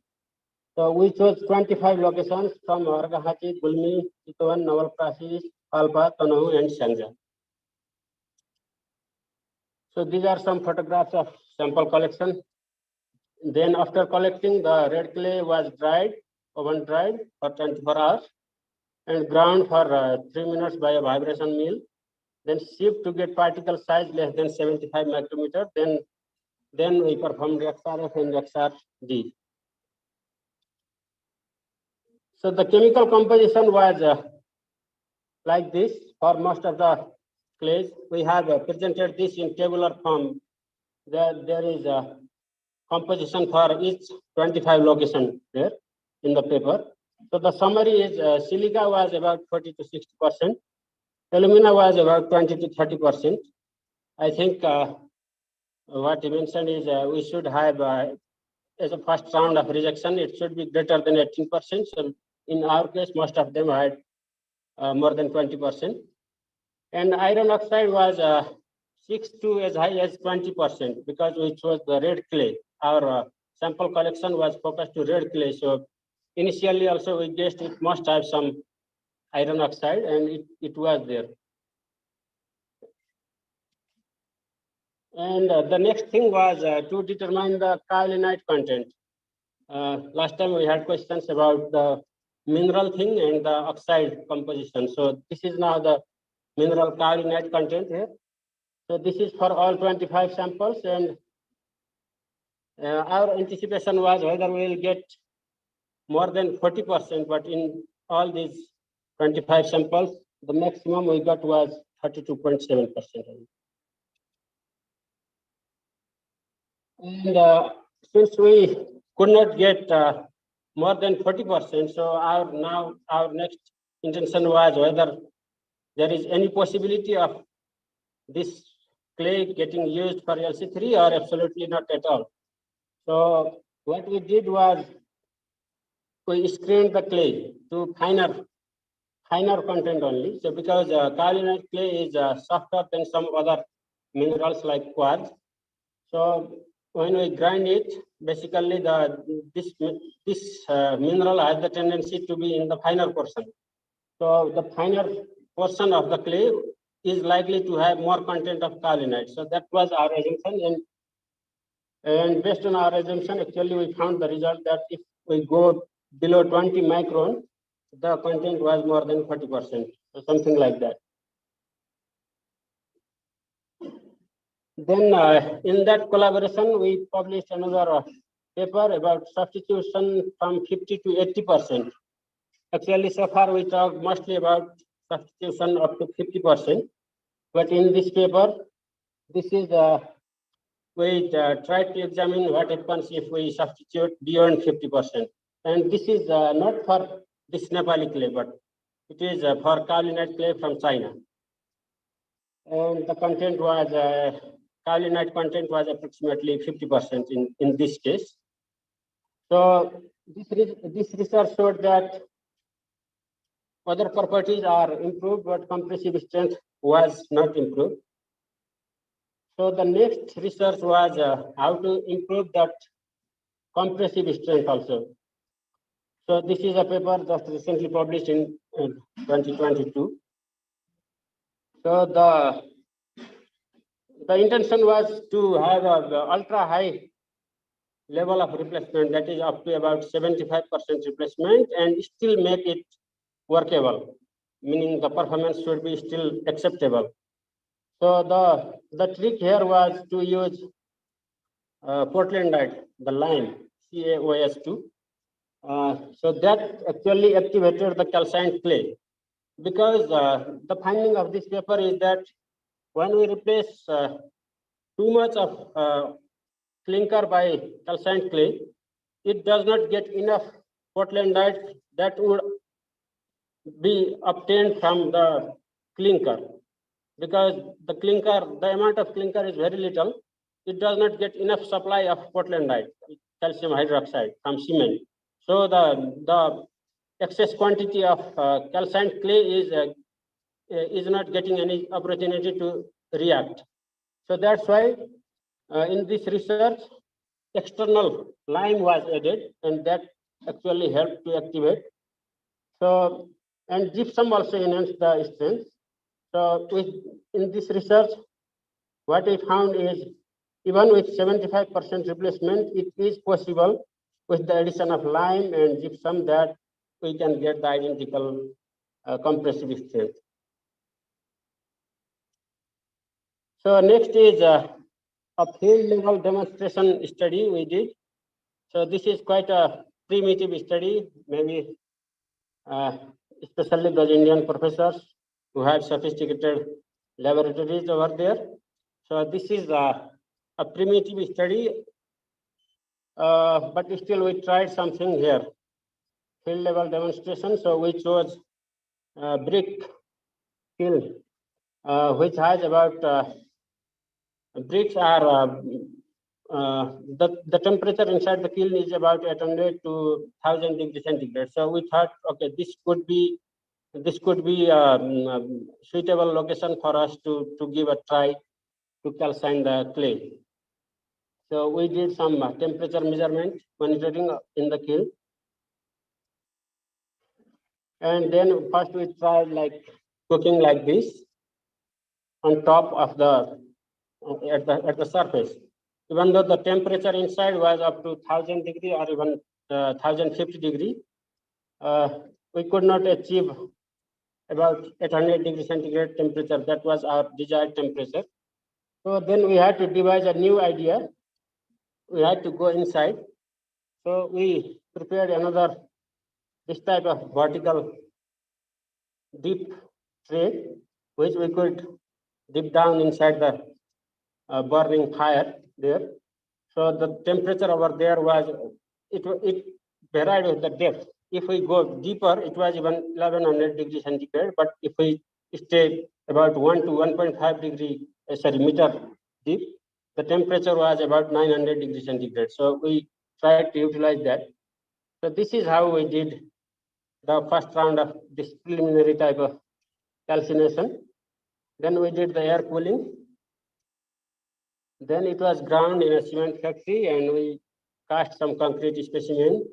And actually, a master's student completed a research in this, and we expect to publish maybe some findings in near future. So this is something like we are starting some research on this calcined clay. Actually, this is a quite good technology for Nepal, I believe. And we will need further research to localize the production of LC3 and also various greener alternatives for Nepal. So we should promote research culture here, and we should promote collaboration, and technical support and funding will be instrumental. And like in India, we can someday, sooner or later, maybe we will be able to produce LC3 and to use LC3 in Nepal also. So that is my message, and especially for this research, I acknowledge the support from Chinese professor Chuanlin Hu and my student Krishna Adhikari. Thank you very much for listening to me. Thank you.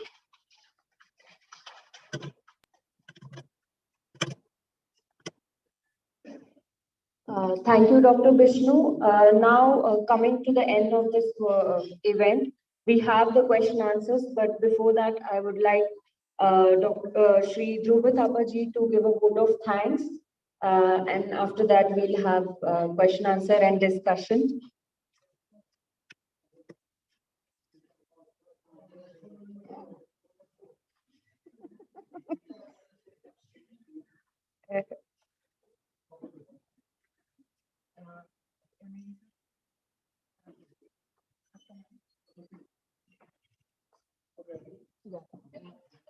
He will introduce himself. I'm sorry, Hello, good evening, ladies and gentlemen, and the resource person. I am KP Upreti from KP7. I am the CMA General Secretary.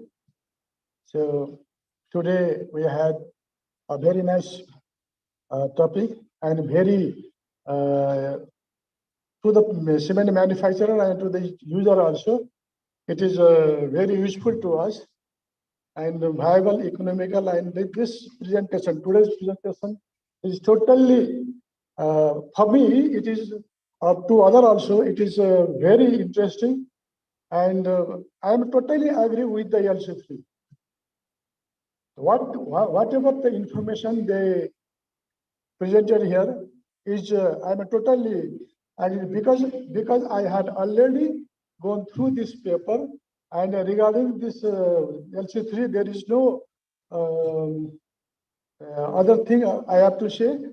The presenter were very well prepared for the subject, and I like to thank them.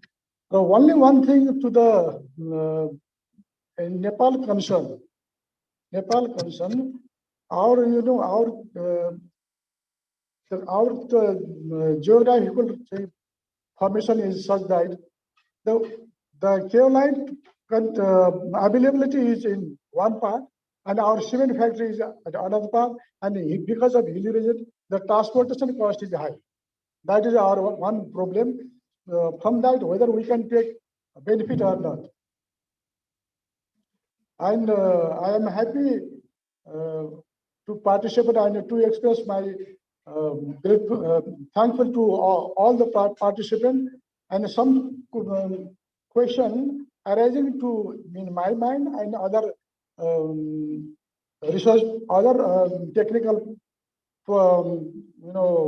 procedure, or the professional person who are very much interested to know more about this, because it's a practical thing we have to we have to perform we have to get the required eastern from this LC3.